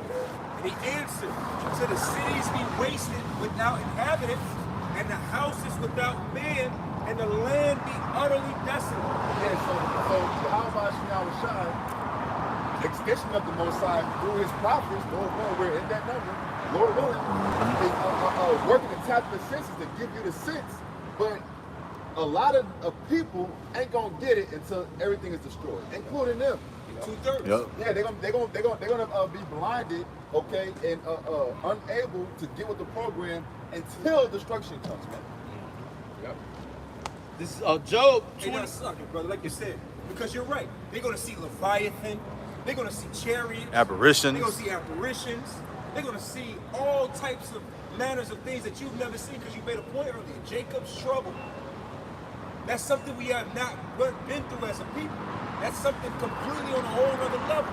But even in the midst of all that, the Lord is taking us through that to wake some of us up and get us right. But 2/3 of us are going to have their heads stuck up their ass to the point they're not even going to be able to wake up with all of this going on. Miracles happening, wicked miracles. Scriptures speak about the wicked doing miracles in that day. Wicked inventions. Yep. Wicked inventions. Yep. It's going to be, like we always say back here, it's going to be all your favorite movie genres, all the movie genres in one at one time. But then a nigga still going to be, because you always see in the movie, like we say in movies, Warcraft. Remember when all the people got zapped? And then you had the nigga carrying the kid and you just going to have a lot of niggas like that out here. It's all type of shit going on. And it's just going to be one random nigga. Like, what the fuck is he doing? Getting caught up. Yep. Caught up. Extras in the play. You got to run outside. No, call to up. And it makes sense too, because one thing that really, man, it strikes a nerve, man, is going to this plantation of Christianity as far as how the church is pushing. But it makes perfect sense that a lot of our people, in which we are the children of Israel, if you don't know, all right, when you read the Bible and it deals with the Israelites, that's us, man, all right? The 12 tribes, Judah, Benjamin, Levi, Simeon, Zebulun, Ephraim, Manasseh, Gad, Reuben, Naphtali, Asher, and Issachar, so-called Negro Latinos and Native Americans, man. That's our people when you read the Bible, man. But when you even go back to the time of the return of our Lord, Yahweh Shai, the one who the world ignorantly called Jesus Christ, you had people coming up against our Lord, who said, slay him and let his blood be upon us and our children. Yeah, if I could say, these are the same people that said free Barabbas. If they had a choice between freeing the man of the Lord and Young Thug and Gunner, who they gonna choose? So in a spiritual sense, you're speaking in the spirit in the moment, when you have a choice between serving the Heavenly Father, Yahweh Shai, which is sacrifice of our Lord, Yahweh Shai has already been laid up for us, and choosing Edom Esau, most of our people want to choose Edom Esau. Like a dumbass. Move back to the scripture. This is Job chapter 20 and verse 22. It says, in the fullness of his sufficiency, he shall be in straits. Every hand of the wicked shall come upon him. Yeah, so everybody coming up against Edom Esau, and with, like I said, the Israelites are our people, so-called Negroes, Latinos, and Native Americans, and Edom Esau, the sons of the wicked, that's a so-called white man. All right? That's why the white man is constantly working his best to do evil around the world, man. Because he's the devil that the Bible speaks of, man. All right? Read that verse again, Bobby. Job 20 and verse 22. In the fullness of his sufficiency, he shall be in straits.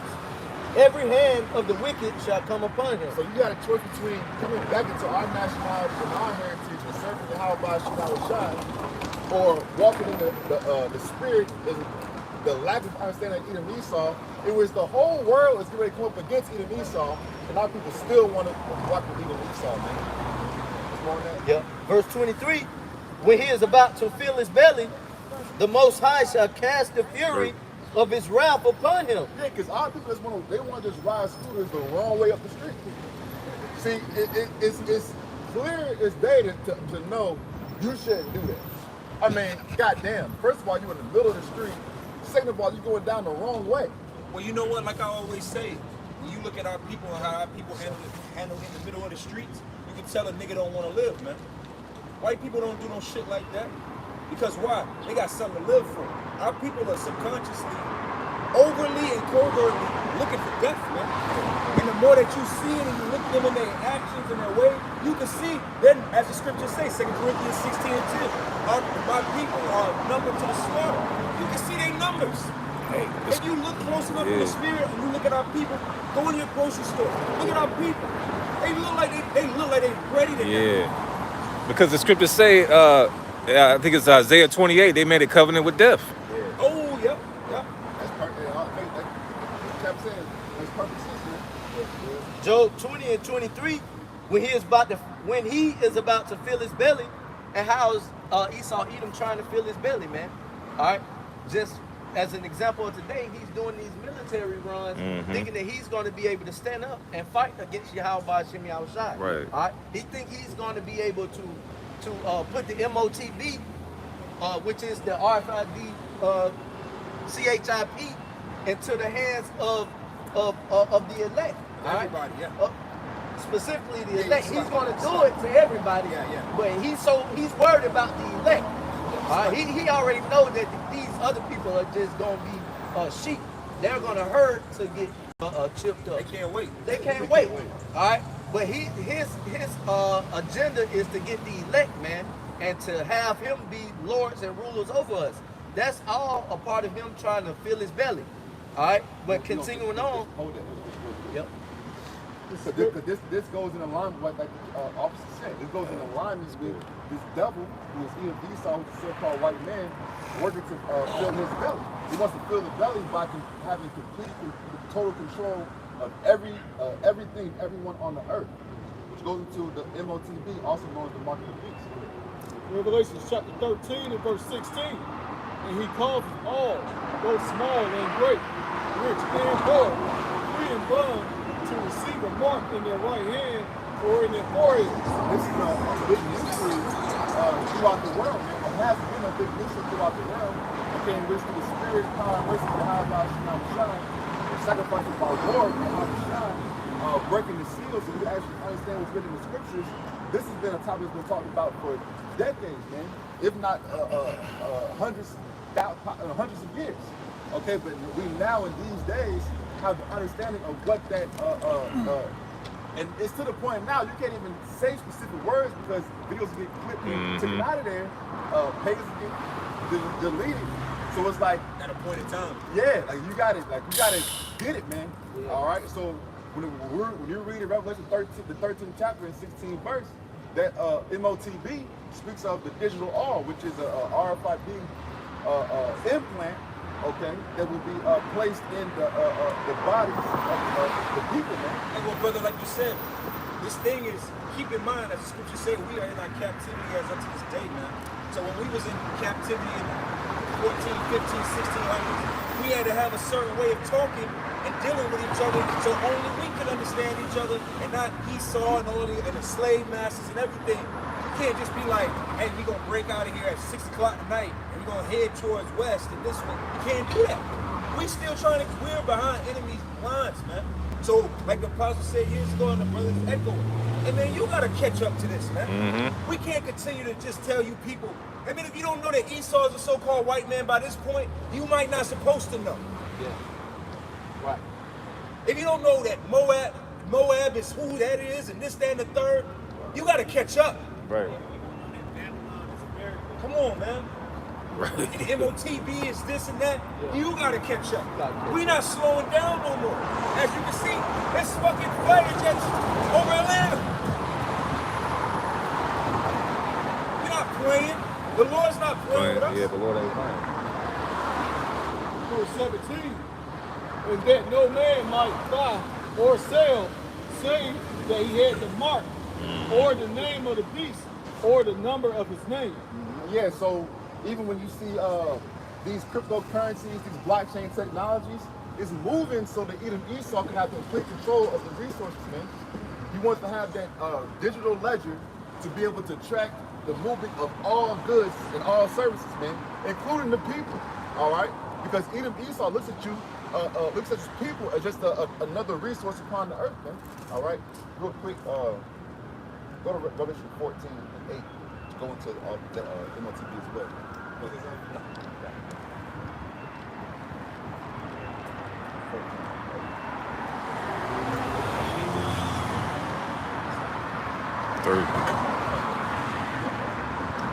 Revelation chapter 14, verse 8. And there followed another angel saying, Babylon is fallen, that great city, because she made all nations drink of the wine of the wrath of her fornication. And like the captain said, if you don't know that America is Babylon the Great in the Bible right now, it may not be for you to know, all right? But if you, at this point in the game, and you hearing it, like the captain said, man, catch up, man. You know? Or, or if you don't know and you ain't inquiring about what it is, then you just as bad as somebody that doesn't know. If you hearing these different things and you may not know what's going on, it would behoove you to go ahead and ask questions. If you don't know what the MOTB is when we say it, hey, excuse me, you know, what's the MOTB? All right, what is the time of Jacob's trouble? You know, it's important to be curious, man, about certain things, because you're just as dead as one that hears this stuff and it goes over their head. You know, if it's registering with you and you want to know, man, hey, it behooves you to ask questions. Can I bring this out real quick? This is Ephesians 5 and 15. Yep. Seeing then that you walk circumspectly, not as fools, but as wise, redeeming the time, because the days are evil. First point, because we typically stop right here. Yeah. But this next verse is extremely important too. Wherefore, be ye not unwise, but understanding what the will of the Lord is. So we understand it as Amos the 5th chapter tells us what? The day of the Lord is World War II desire the day of the Lord because it's darkness, terror. So we understand that the will of the Lord is to bring judgment, destruction, chaos, turmoil. We understand this. So again, like you said, you got to walk with a certain level of like, what's going on? Questioning things. You shouldn't be hearing from us for the first time that the RFID chip is the mark of the beast.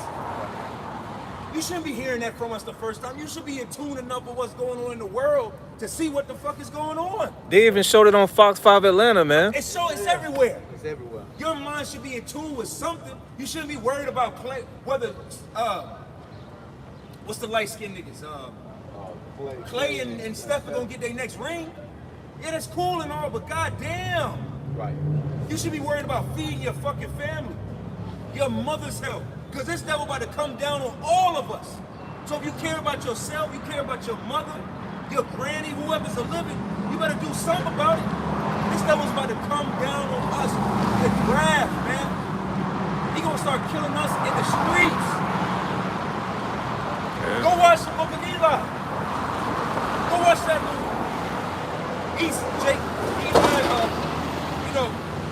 Such and such character was walking and people was getting raped. You gotta go.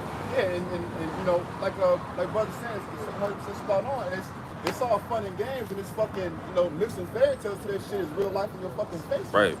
That's why, you know, we're not saying to big up ourselves, but with the spirit and mercy and power of Yahweh Shai, we've been up here for a number of years doing this. You know, getting prepared. We've been doing this for years. Beginning with our apostles and elders, man, you know, the Wadi Yahweh Shai for our teachers and our leaders, man. You know, so yeah, like brother said, if you ain't on a level, man, you gotta redeem the time, man. You gotta buy back the time. Get out that bullshit and get into the real deal. It's lies and scripture. Beautiful. Hey, so I was gonna say, hey, at this point, you should be questioning everything. Everything you should be questioning. All right? But this world teaches you not to judge. And all judge goes into is to think. All right? You shouldn't see something and have no opinion about it. You should not see anything and not want to know what the hell's going on, because that puts you in the state of being a child. All right? A child is just going around the world not caring about what's taking place, looking for their parents to guide them and lead them. But if you're an adult, man, you're over the age of 12, because Yahweh Shai started his ministry at the age of 12. You're considered an adult.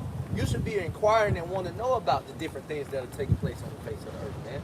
All right, not worried about Memorial Day weekend, all right, and whose barbecue you can frequent, you know, because things are happening, man.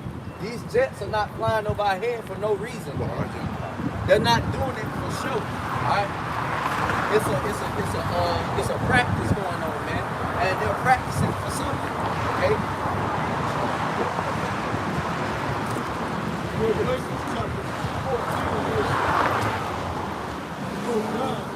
And the third angel followed and saying with a loud voice, if any man worship the beast and his image, and receive his mark in his forehead or his hand, the same shall drink of the wine of the wrath of Yahweh Shai. The same shall be destroyed, man.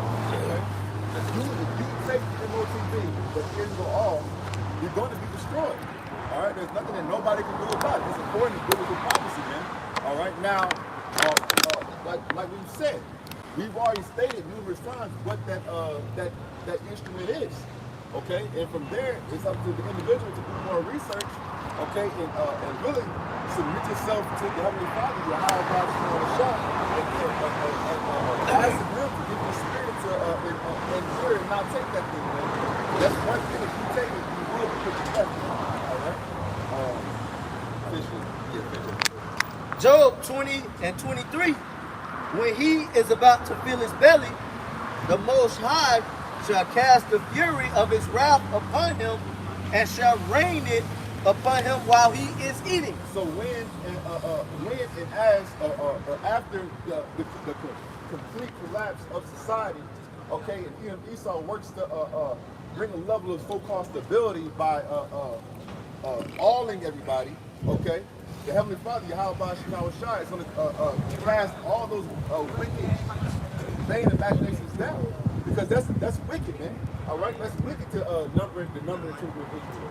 Okay, it's wicked to want to know set yourself up as the Most High Yahweh Shai and control the comings and goings of all creation.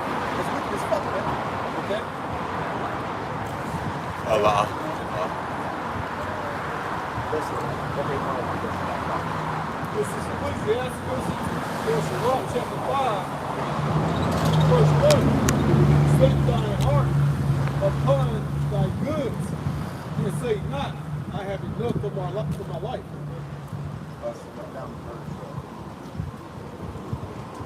Sirach, or Ecclesiastes, chapter 5, verse 8. Set not thine heart upon goods unjustly forgotten, for they shall not profit thee in the day of calamity. Don't be worried about all this carnal bullshit, man. All right, even going to the Lord's prayer, give us each day our daily bread, man. All right, don't fall for that overdose, man. All right, falling for this world is like falling for the black woman at this point, man. All right, you know the black woman. You know what I'm saying? You gotta keep her after the short weed, short long weed. You gotta give her a leech of that. Short, you can't fall for that trick, man. We know through the God will be that evil entered the world, man, and through Eve. All right, so it's in a congruent sense, in a metaphorical sense. We can't fall for the carnality of this world, okay? Because you can't overcome the carnality of this world by being carnal. You have to be spiritual. Go ahead. Verse 9. Renown not with every wind, and go into every way. So like the officer said, don't be like in that childlike spirit of just going here and going there like Ezel. Don't be Ezel, man.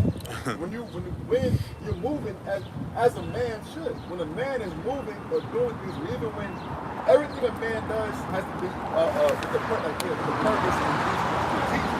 Everything. All right. Even when you got in your downtime. Sometimes you gotta force yourself to rest. I need to rest. You know what I'm saying? I need to gain a level of clarity. Even your downtime gotta be strategic. Because if you're not in the downtime, you're moving and you're active. You better get it. Set not thy heart upon goods unjustly gotten, for they shall not profit thee in the day of calamity. For now, not every wind is like it. you started over. We're now not with every wind and go not into every way. Yeah, don't understand. Like I said, at some point you gotta know what it is we fighting for. We know we fighting for the pleasure to please Yahweh Bashim Shah, and understand the prophecies, okay, and teach and warn our people. Don't be just blown in the wind, man. Keep going. For so doeth the sinner that had a double tongue. Yeah, that's what sinners will do, man. All right, because really, at the end of the day, if you just going here and going there and going there, what's your purpose? You ain't got no purpose. You're fucking busybody. Yep. Be steadfast in thy understanding. See, be steadfast in thy understanding. That's what's going to give you that wisdom and knowledge, to give you that stability, man. Being steadfast in your understanding. Knowing what's going on around you. Knowing what's going on around the world. All right, go ahead. And let thy words be the same. Keep going. Be swift to hear. Okay. And let thy life be sincere. And with patience give answer. That was the point there. Not going to every in every way. All right. Get that Proverbs 3.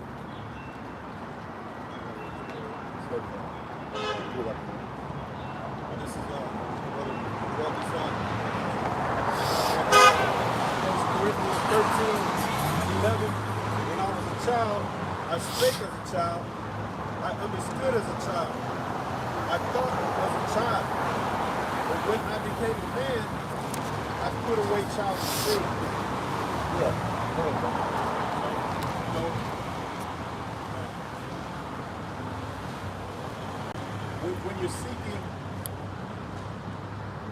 When you're seeking to get out of a place like Babylon, you know, you have to seek sincerely. You can't turn back to childish things. You know, a lot of, like I said again, a lot of our people want to put their head in the sand. They don't want to face the music because it hurts. You know, it hurts too much. But that's being a child. And Babylon the Great loves to keep Jacob in that childish mentality. You know? Loves to keep the so-called black man in a childlike mentality, like a baby. You know, baby boy. Right. But like I like to call them king brothers and other daughters. You know? These women don't know how to be women. They live having daughters. Dependence, right? Depending on the so-called white man, you know. Yeah, it's like that was good. One more. Hold on, This is Sirach, chapter 5, verse 15. It says, "Be not ignorant of anything in a great matter or a small." Yeah, you may not have the fullness of understanding in certain matters. Let me rephrase that. You're not going to have the fullest understanding in certain matters in your youth. Okay? But you don't want to be ignorant of anything. You want to know a little bit about everything to the best of your ability. Because it's that weakness in your armor, that's what Satan's going to try to poke and prod at you. All right? That was the part really I think it was more in the chapter 1. Proverbs 3 and 30, right? 31. This is Proverbs chapter 3, verse 31. Envy thou not the oppressor, and choose none of his ways. Envy not the oppressor and choose none of his ways, man. Like we said, and we were going to get it, but the spirit passed. We're going to go into Genesis 27, in which the blessings came upon Edom Esau going to his sword. Okay, but we're not going to believe and trust or trust in this God's carnality, man. Go ahead. You got it. Isaiah 30:1. Woe to the rebellious children, saith the Lord, that take counsel, but not of me, and that cover with a covering, but not of my spirit, that they may add sin unto sin. Yeah, because a lot of our people are going to be beguiled by this devil, man, by this serpent. Okay? And trust the people of Esau, man. Go ahead. That was the point. I can read another verse. Verse 2, that walk to go down into Egypt and have not asked in my mouth to strengthen themselves in the strength of Pharaoh and to trust in the shadows of Egypt. And that's true too, man, because even like we said, going back to what we said earlier, okay, our people, we are the biblical Israelites, man. Okay, even with the Exodus, okay, and the salvation of the captivity in Egypt, Yep. you got a great number of individuals about people who wanted to go back.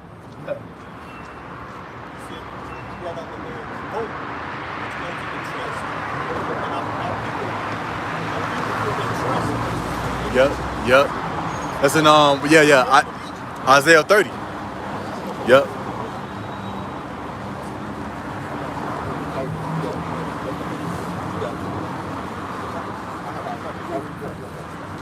Isaiah 30 and verse 3. Therefore shall the strength of Pharaoh be your shame, and the trust in the shadow of Egypt your confusion. The blessing, trusting in the blessing of peace, I'm gonna be your shame. Okay, and that shadow in which a shadow ain't no real protection. Right. It's an illusion of protection. I mean, it's a protection from the element of the sun, but it ain't protection from anything else. It's not a true protection. Hey, the shadow is temporary. Yeah. You know, because once that sun moves, hey, your ass back in the sun. Right. You know?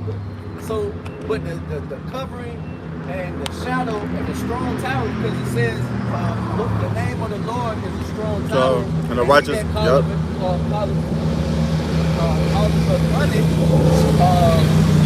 Run into it, yeah. The righteous shall run into it, The yep. righteous shall run into its water. Now that's a permanent covering. Mm-hmm. That's a permanent shadow. You're under the covering of Yahweh Shem Yahushai. But when you trust in the shadow of Egypt, that shit is just temporary. All right, because today is modern day Egypt. All right, because Egypt just means a place of bondage. All right, which our people have been brought to America by way of slave ships to serve out another sentence, which is the slavery over here in America. So the trusting in this oppressor is only gonna suffice you temporarily until this shit is destroyed, man. You know? You got it. Yes, it's true.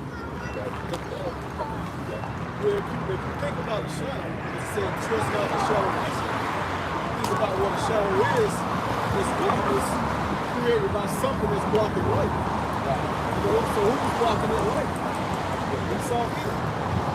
So those that's trusting in that shadow, you never been taken away from the light, being put in that darkness. Yep. Ezekiel chapter 35 and verse 1. Moreover, the word of the Lord Yahweh came unto me, saying, Son of man, set thy face against Mount Seir and prophesy against it. Right, in which the former inhabitants of Mount Seir, okay, were the Israelites. Okay? Go ahead. It said unto it, thus said the Lord Yahweh, behold, O Mount Seir, I am against it. Yeah, so the Most High, Yahweh Shem Yahushai, is against Mount Seir. That, I said, the former inhabitants of Mount Seir, if I'm not mistaken, after the Horites, if I'm not mistaken, was Esau. Mount Seir and Mount Petra. Mount Petra, yeah. Prophesying against a specific location, we're prophesying against the people who inhabited that location, which being Edom, Esau, and the so-called white man. Read that again. In verse 2. Verse 2, it says, Son of man, set thy face against Mount Seir and prophesy against it. And say unto it, thus said the Lord Yahweh, behold, O Mount Seir, I am against thee. Yeah, so look, Mount Seir, look, Edom, Esau. Okay, the Most High, Yahweh Shem Yahushai, is against you, man. Okay, that linked up with Job 20 and 22. And we opened up too with Malachi, the first chapter. Go ahead. Verse 3, it says, start open verse 3. It say unto it, Lord, how behold, and I will stretch out my hand against you, and I will make you most desolate. Yeah, so if Esau never be made most desolate. Okay? Look, man, do what you do, man. All right? The way that Yahweh Shem Yahushai is setting it up, he's granting a level of liberty, okay, to do what you do, all right? Hang your hat on what you want your spirit to be. If I could say too, what you wanted to go into back in Genesis 27 chapter, one of the blessings was he shall inherit the earth, the fatness of the earth. So it's like you got the fatness of the earth, the best of everything. The earth was given into the hand of the wicked. Do you? And you blew it. Yep. Yeah, you had the opportunity. You had the opportunity to regain the birthright which you sold to our forefather Jacob, and you blew it. You blew it. You trying to hear that shit, man? Yeah. If I can say real quick, he said I will make most of this. Right. He's going to destroy all these nations according to Isaiah 34. But Esau, Edom, he's going to make them most desolate. They're the only nation that's going to be completely destroyed off the face of the earth.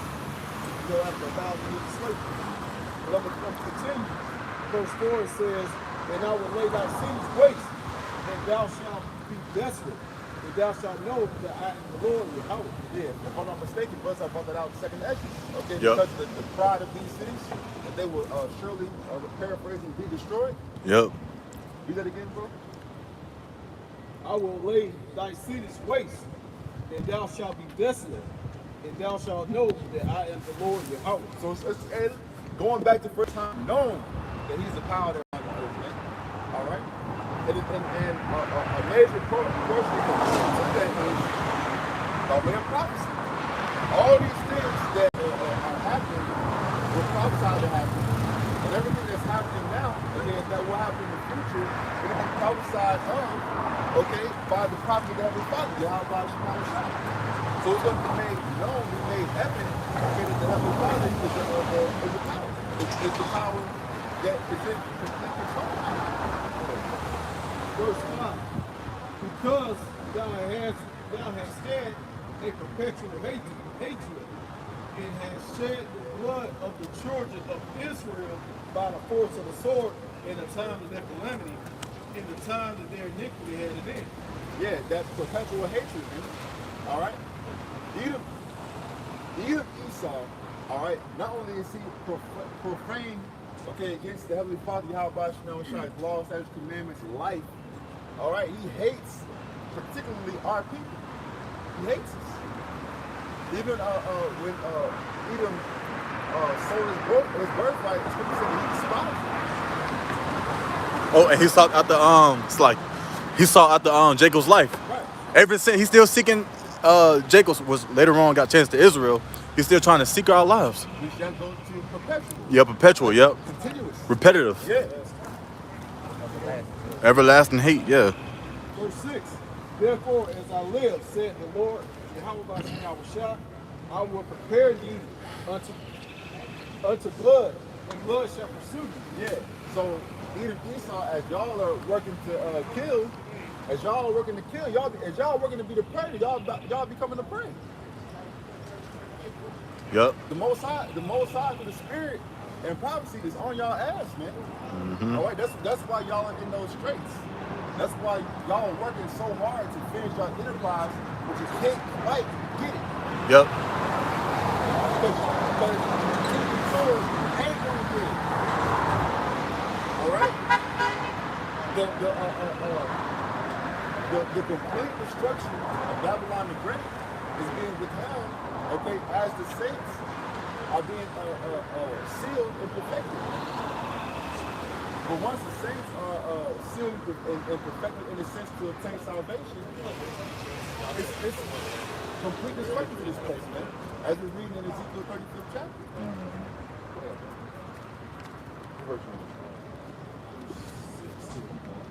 It says, since thou hast not hated blood, even blood shall pursue thee. Yeah, because you don't hate blood. 118. It's getting to a point, like you said, it's getting to a point that all the hands are coming against you because it's being shown how much y'all hate death, man. I mean, how much y'all love death. Go ahead. Verse 7, thus will I make my ceremony desolate, and cut off from him that passeth out, and him that returneth. Yeah, so now it's made most desolate, man. Like the brother said, in the book of Obadiah, Yep. y'all gonna be completely done away with, man. Yep. Because they try to make us get done away with. Yeah. It says they try to conspire against us and cut us off from being a nation. That's trying to kill us. They're trying to kill us off. In other words. Yeah, and also too, they say when our iniquity had an end. Yeah. All right.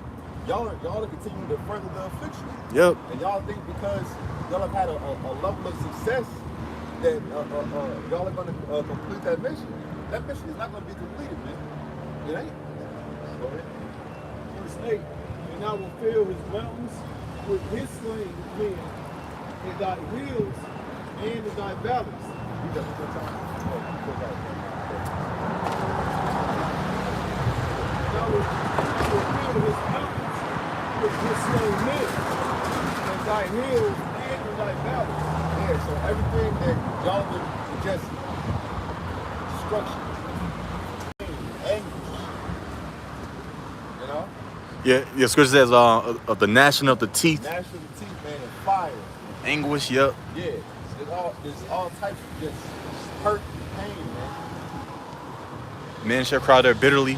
Yeah, like you have a woman in travail. Yep. All that is coming is on your ass, man. Mm-hmm. The same way that y'all were pursuing blood and spreading your wickedness and debauchery.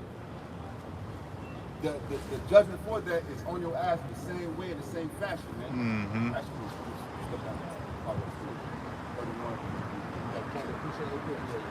This Isaiah 33 and 1, just going back to the brother Park, where the time of you, doing the things which you're doing to our people are coming to an end, and then you're going to become, you're going to go from being the predator to becoming prey.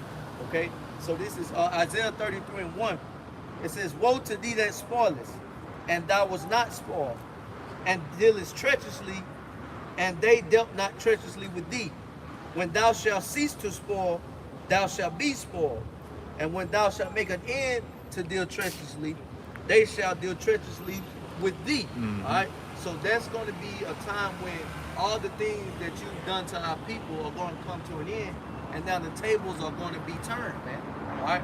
We're going to be the ones laying the smackdown on you Edomites, okay? With a righteous indignation, all right? And with a double cup, okay?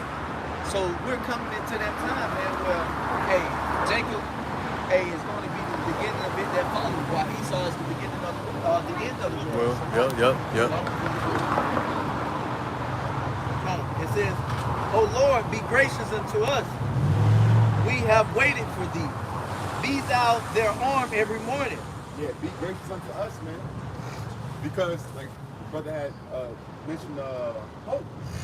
Going to really true hope comes by way of having confidence and faith in the Heavenly Father, Yahweh Shai and Messiah. That's real hope, as we read in etymology, man. So yeah, there's going to be a reward for that true hope and that true faith. All right. Just as people who have faith and confidence in the ways of this world, reward for that. Like brother said earlier, man, we just submit ourselves to the judgment of the Heavenly Father, Yahweh Shai. We hope that we do things that please Him. That's right. We understand that's all we can truly do anyway. And don't nobody have more power than the Most High. Go ahead. It says, "O Lord, be gracious unto us. We have waited for thee. Be thou their arm every morning, our salvation also in the time of trouble." Yeah, our salvation also in the time of trouble, man. All right? And we were going to get into, but it's all good. Going to Jeremiah 11, going to Jacob's trouble.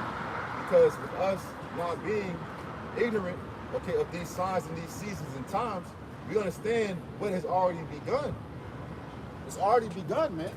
All right? Because when you get into that mandate, you get into certain things that Edom Esau has pushed legislatively in the last, not only 10, 15, 20 years, but in the last 2 to 4 years.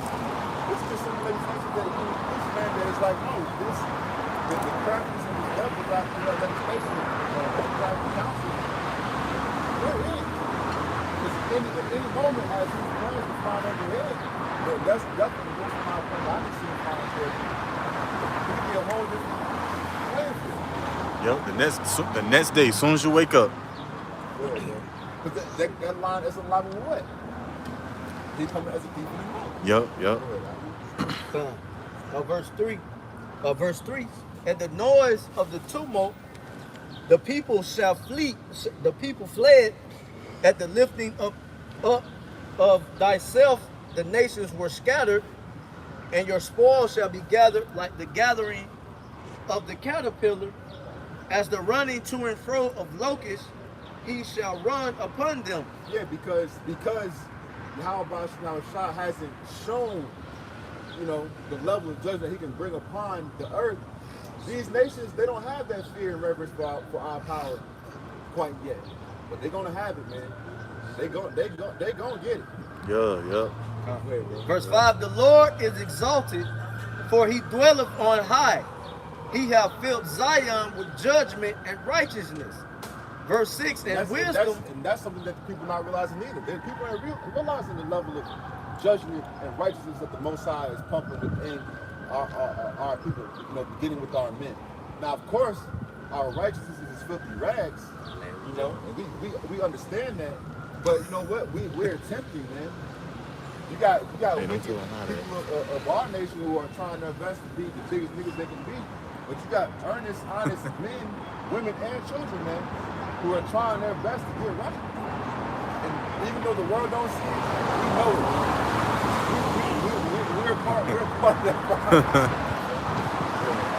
Verse 6, Isaiah 33 and 6, and wisdom and knowledge shall be the stability of thy time and strength of salvation. The fear of the Lord is his treasure. Yeah. Wisdom and knowledge being the strength of our salvation. Wisdom and knowledge, read that again. And wisdom and knowledge shall be the stability of thy time. Stability of thy time is the strength of salvation, man. Okay, because what? The fear of the Lord, Yahweh Shai, is his treasure. We understand that, man. We understand it, man. Through the mercy and power of Yahweh Shai, we'll embody that and we'll continue to embody that. But we understand how important it is, man. Especially in these days, man. We in some dark days, man. Yep. Come, verse 7. Behold, the valiant ones shall cry without. The ambassadors of peace shall weep bitterly. The highways lie waste, and the wayfaring men cease. It goes straight, man. When the judgment of the Lord come down, ain't nothing nobody can do about it, man. All right, you may want to be an ambassador of peace, but what good is an ambassador of peace in the time of all out fucking war? Just like the bullets I said, man. In that movie, you had the officer, you had the individual going to ransack a store, who saw an officer. He thought, man, fuck this badge, man. I got mouths to feed. Yeah, which we understand too that we get it how I live right now, man. We work to put into work early, man, so we can reap the fruit later, man. Right. Mm-hmm. Read that last verse 8 and verse 9. This is Ezekiel chapter 35, verse 8 and verse 9. It says, and I will fill his mountains with the slain in thy hills and in thy valleys, and all thy rivers shall they fall that are slain with the sword. Dead bodies experience death everywhere. Except hills, mountains, valleys, everywhere. You can say that the slain of the Lord shall be many. Verse 9. I will make thee perpetual desolations, and thy city shall not return, and ye shall know that I am the Lord Yahweh. I will make thee perpetual desolations. Yeah, because of your perpetual hatred, man. You got perpetual hatred. You have perpetual destruction because of your hatred for the people of the other. And thy city shall not return, and you shall know that I am the Lord Yahweh. Back to Malachi, the first chapter. All came forth in the Spirit. Alright? So you think you're doing something because for a period of time, the Most High allows you to do something. But very, very soon, you're going to know and understand that the Most High Yahweh Shai is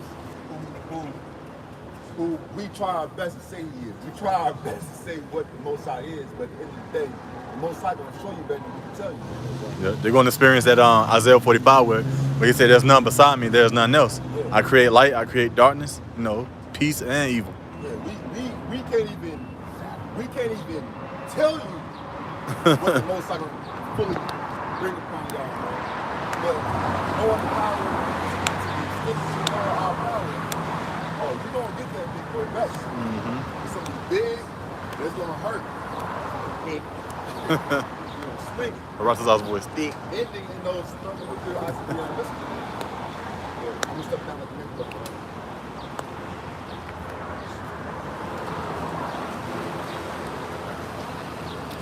It's down this side. But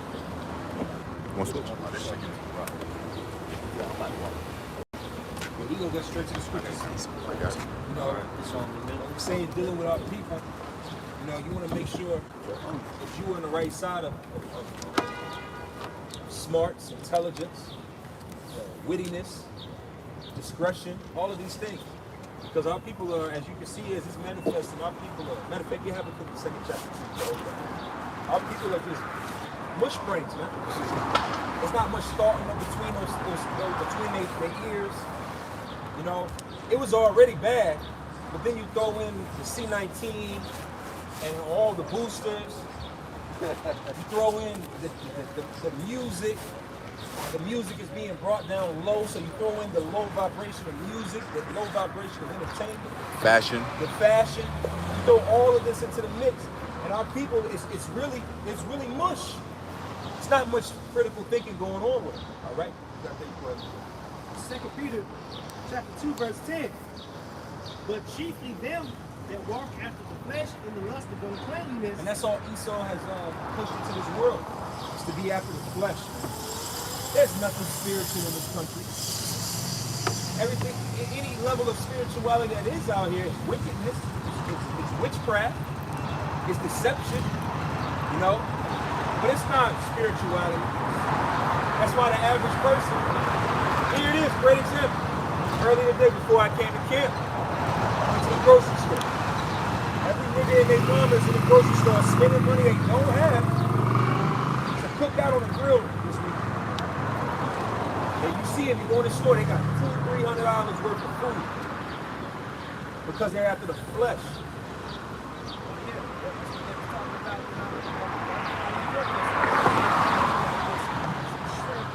Skewers and ribs because you're after the flesh. Everything about this society makes you be after the flesh. All right?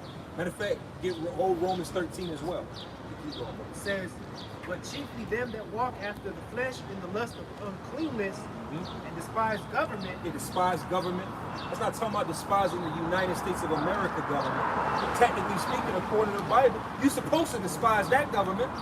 But what the scriptures are speaking on here is you despise your own government, the rule or the mind frame of your own people. I hold that. I brought a bunch of scriptures. Go to, it's clear, Romans 13. Go to Romans 13 and 11. We'll clear that one, and then we'll go to somewhere else. This is the book of Romans, chapter 13 and verse 11. And that knowing the time, that now it is high time, That's right. to awake out of sleep. Yep, keep going. For now is our salvation nearer than when we believed. Yep, keep going. The night is far spent. Yeah, the night is far spent. Keep going. The day is at hand. Yeah, the day is at hand. Where what? We're going to get the hell up out of here. Scriptures speak about in the book of John that we must work this work while it is yet day. Because there's going to be a time where it's going to be nothing but darkness. There ain't going to be no work being done. We're going to transition to the next phase. So you better wake the hell up while you got a chance. Keep going, buddy. Let us therefore cast off the works of darkness. Yeah, and this is what this world pushes. This world actually pushes works of darkness. That's why you have to cast it off. But a lot of our people, like the scripture said, they're given to the flesh, to the lust of the flesh. So they want to always eat good. They always want to feel good. They want to drink good. They want to have all, manners of sex and partying and festivals and everything in between. Because it's all about themselves feeling good. All right? What you got? This is 1 John 2, verse 15. It reads, love not the world, neither the things that are in the world. Hey, that's a good one too. Yeah, love not the world. All right. So you have to distance yourself from this place. But a lot of our people are incapable of it. And that's fine. As the scripture say in 2 Peter, it's going to give you the examples of why. It is what it is. The quicker we get it through our head and accept the fact that 2/3 of our people are set to be destroyed, the better off you will be. Because you can see in these people's faces, most of these people, I said this in my house the other day.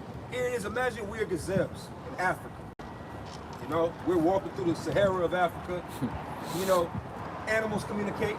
So just as much as these movies is open season and these cartoons, these animals know, hey, man, you might not want to go. Hey, the older animals told us, trees do this, da-da-da-da. You might not want to go over there in that field because shots come out or whatever however they communicate. So here it is, you're moving with a certain level of, nah, we're going to hide over here, stay out the way. And then some other guy just wants to, I'm going to go over here because I like the greenery over there. Nigga, they hunt. No, well, I want to eat this. What are you talking about? Nobody out here. Then his ass gets Bambi, gets shot in the fucking head. That's what's happening out here. You can see it in these people's faces. They don't want to listen. They don't want to hear. Because why? They are set to die. You can't make somebody want to live. The fact that you woke up to the truth is because you want to live. You heard something that scared you and you wanted a solution to it. Whether it was concentration camps, whether it was an RFID chip, whether it was a famine, whatever it was that you heard in the scripture, it was a certain level of fear. Because what does fear do in a healthy sense? Fear keeps your ass alive, man. Mm-hmm. Yep. Not having a sense of fear is actually unhealthy. Yeah. Esau. I ain't afraid of nothing. I'm just going to jump off of that building. That's why there's a whole show, 1,000 Ways to Die, with him in it. Man. All right? You can finish that off. It's 1 John 2 and verse 15. Love not the world, neither the things that are in the world. Any man love the world, the love of the Father is not in him. Very simple. All right, you know that? John, verse 16. For all that is in the world, the lust of the flesh. Speaking on that's the main point. The lust of the flesh and the lust of the eyes, which goes back to your desires, what you see, what you want. And then it says, and the pride of life. As we mentioned it earlier. That's it. That's all that's out here. And these people are all about the pride of life, the lust. That's why the scriptures say I wanted to get that too. If somebody could get that, what is that? Ecclesiastes 8. No, I'm sorry, 7. Ecclesiastes 7 at the top. It's better to go into the house of mourning. It's kind of spirited. Any more to that, brother? Continuing on, it's not of the Father, but it's of the world. And the world passeth away. Yeah, because the Lord said what in the book of Romans? That carnality is enmity between thee and the Lord. The Lord is looking for us to what? Be spiritual. We're a spiritual people. All right? That's our blessing, to be spiritual. But in this world, it's all about the flesh. That's why, again, we saw one guy that came down here and he had the carnival. Or the whole school, he had the whole carnival outdoors. Because what does carnival go into? What is it? Carnality. Carne. Like food. Like carne asada. Yeah, flesh. That's what I'm going into. Carne. Yep. So these people are all into the pleasure of the flesh, man. Like I said, I'm like looking at these niggas in the grocery store this morning, thinking to myself, what the hell are y'all celebrating? Half of y'all are homeless. Half of y'all are literally. 1 minute you're complaining about the rent being too damn high. And there ain't no baby formula. But then you find the time in the effort to spend $200-300 of money that you don't have to cook out for one weekend. That's stupid. But that's all about the being in the flesh, man. Keep going, brother. And the world passeth away, and the lust thereof. Yeah, and this world is about to pass away, and the lust thereof. See, all these things that we've been indoctrinated and programmed to have a lustful viewpoint to it, that shit's about to go away. All right. Continuing on, but he that doeth the will of the Most High abideth forever. Yeah, abideth forever. Okay. And you can drop that. Finish that in Romans. Yeah, this is Romans chapter 13 and verse 12. The night is far spent, the day is at hand. Let us therefore cast off the works of darkness and let us put on the armor of light. Verse 13, let us walk honestly as in the day, not in rioting. Yeah, not in rioting. And drunkenness. Because see, when you look at these people out here, everybody want to riot, man. Hell, when you ride by the Capitol building, the state Capitol, 5 years ago, all that gated wasn't around the state Capitol. Right. They done stole, man. When you drive by the state Capitol, man, it look like Federal Reserve, man. Yeah. There's gates around it, there's barriers and all this stuff. Because why? These people out here are in a rioting spirit, man. They looking for a reason. Oh man, they killed the nigga. He was guilty, but they killed him. So we're gonna burn some shit. Same thing with this on both sides. These white people are no different as well, man. Watch when they announce that they overturn Roe versus Wade, how these white people gonna act out here. When they overturn that and decide that that's not law, that's not legal no more, these white people about to go ham in the streets, man. Mm-hmm. So that rioting, but we're not supposed to be in that spirit. We want to get down. We want to do some destruction to this place.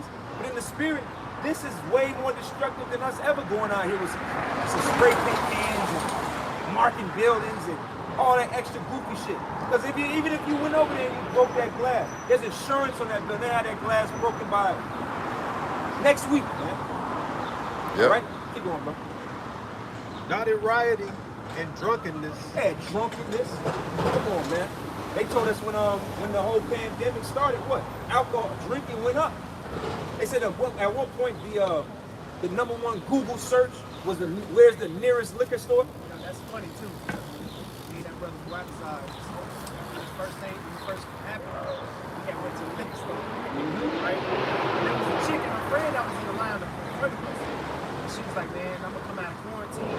She had a big ass bottle of liquor with her, right? She said, I'm gonna come out of quarantine, I'm gonna straight rehab. Damn.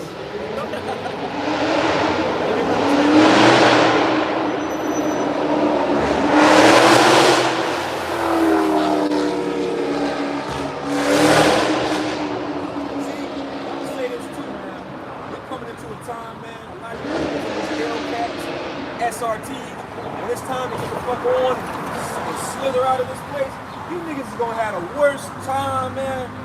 All you gonna hear is just exhausted gas, man. Nigga is literally, he just down the road. We trying to sneak out of the town. That's the decoy. Yeah. That's the decoy for everybody else to get the fuck on. Right. They put a block on the gear and let that shit just go, man. That's a distraction thing. But it goes into Romans 13. Yeah. Romans 13, Hellcats and Chargers and Camaros and all that shit should be in Romans the 13th chapter. Keep going. Not in chambering. Because what do you get a Hellcat for? You get a Hellcat for all of these reasons. Rioting, drunkenness, chambering, all of those reasons. So I'm not picking on the car per se, but what I'm speaking on is the spirit behind it, man. Our people are in a party mood, man. Go ahead, bro.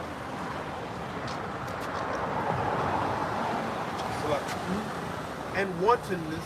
Yeah, wantonness, no discipline. There's no discipline amongst our people, man. There's no discipline. That's why, again, like I said, when I talk, and you talk about how when shit hits the fan, how many hours until people really lose their shit, I don't give people more than 24 hours. Nah. These documentaries and these shows want to give people maybe 72 hours, maybe a week before they lose their shit completely. I give these people 24 hours to 48 hours of solid darkness. I'm talking about just in the region. This whole grid goes down. Maine to Southern California, the whole thing go down. I give these people 24 hours. Because there's no discipline.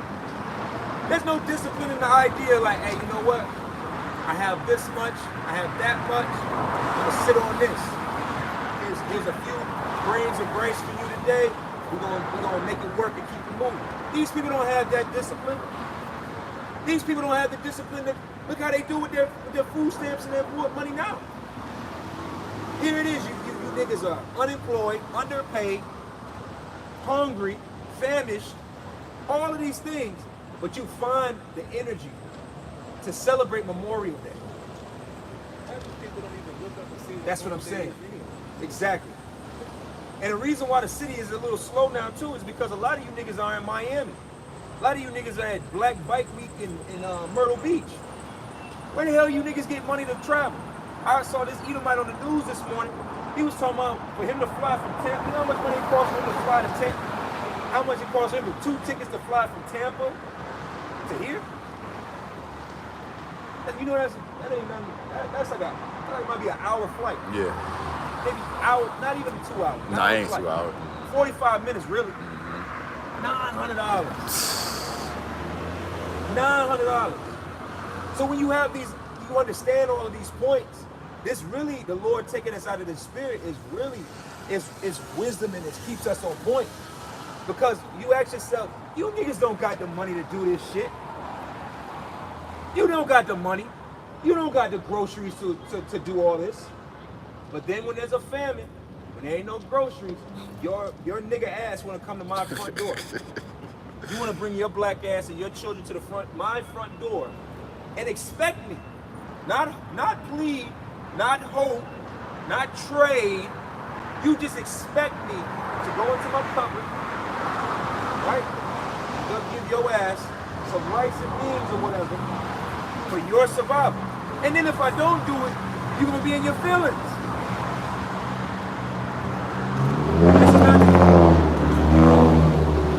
Our people are just stupid, man. That's what we're going into. The stupidity of Jacob. Go ahead, bro. Not in strife. Oh, strife. Come on. Come on. Our people love strife. Niggas wake up in the morning for strife. Niggas pray to the Lord that he wake them up in the morning just to be strifeful. Go on social media. Oh, these cell phone companies, they doing good because the black women get up and Man, come on, man. Just talk some shit that don't make no sense. It's just straight strife. That's all it is. You go on Twitter, man. It's some nigga right now arguing about whatever. Yep. That's what the whole Kevin Samuels death showed us that. It was a whole fucking week of war. Like, goddamn. With it. I say that all the time. Good. There's nothing to argue, nigga, about Good. man. A lot of our people, they just want to argue. Whether it be about the fact that go on social media, go on Twitter. Go look at how people talk about basketball. Oh well, you know, James Harden is the best. Oh fuck you, man. Fuck you. James Harden is not the best. He's not. He's that's. God damn. Nah, man. Jordan is still. The fact that niggas is still arguing over if Jordan is better than LeBron, man.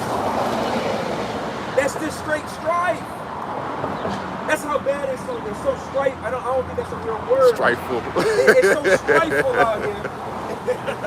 Strifefulness. It's just so much strifefulness out here. But at the end of the day, our people will find anything to argue about. Matter of fact, get that in get that in, was that Matthew is that Matthew 10? Man's foes shall be of a household, 3 against 2, 2 against 3. Is that Matthew 10 or is that I think it's 10 and what? 35. 10 and 35. This is Matthew 10, verse 35. For I am come to set a man at variance. Pull up a verse. Yep. 34. This is Matthew, verse 10. It's like in chapter 10 and verse 34. Think not that I am come to send peace on earth. So therefore, the Lord is literally telling us, think not that. So we should come with an understanding of understanding. There ain't no peace out here. It ain't nothing but strife. Everything is about an argument. It's called family gatherings. Usually auntie arguing with the niece.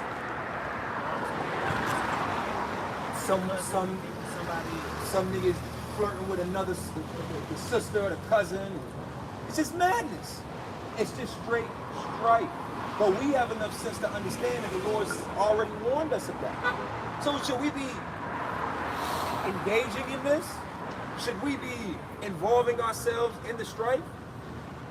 I'm not, like I said, I used to be that way when I first came to the truth because the scriptures say blessed is the peace. Nah, that means something completely different, man. Niggas is arguing, let them niggas argue. All right? Let them argue.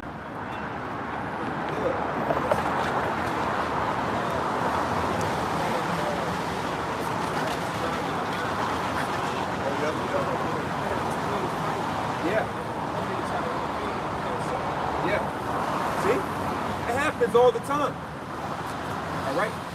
Keep going with that, brother. Continuing on in verse 34, this is how we shall speak. It says, I came not to send peace, but a sword. There we go. Yeah, keep going. Okay, God, verse 35, for I am come to set a man at variance against his father, and the daughter against her mother. Yeah, this is strife. Variance. Like when you play Street Fighter, there was Blanca versus Gal. Same principle. Your mama versus the daughter. It's never good. We ain't versus each other back here. Versus implies that you're an opponent. There's no scripture say how you can two walk together unless they be in agreement. So the only way that if you're not in agreement, you're at each other's neck. You're fighting, you're arguing, strife, all of these different things. All right, keep going, bro. The daughter against the mother, and the daughter-in-law against her mother-in-law. And seeing as we go into these times, like me and his brother, we speak about some of these things. You got to use your wisdom to put the fire out. Your rib, your rib might have an issue, have a bad relationship with her mother, right? Your mother-in-law. So you might use your wisdom to, I'm gonna put this out. And sometimes you just got to use the wisdom and be like, I don't give a fuck about these niggas arguing. Right. Oh, yeah, whatever, man. Whatever. It says, let the unjust be unjust still. Thank you. And let the righteous be righteous still.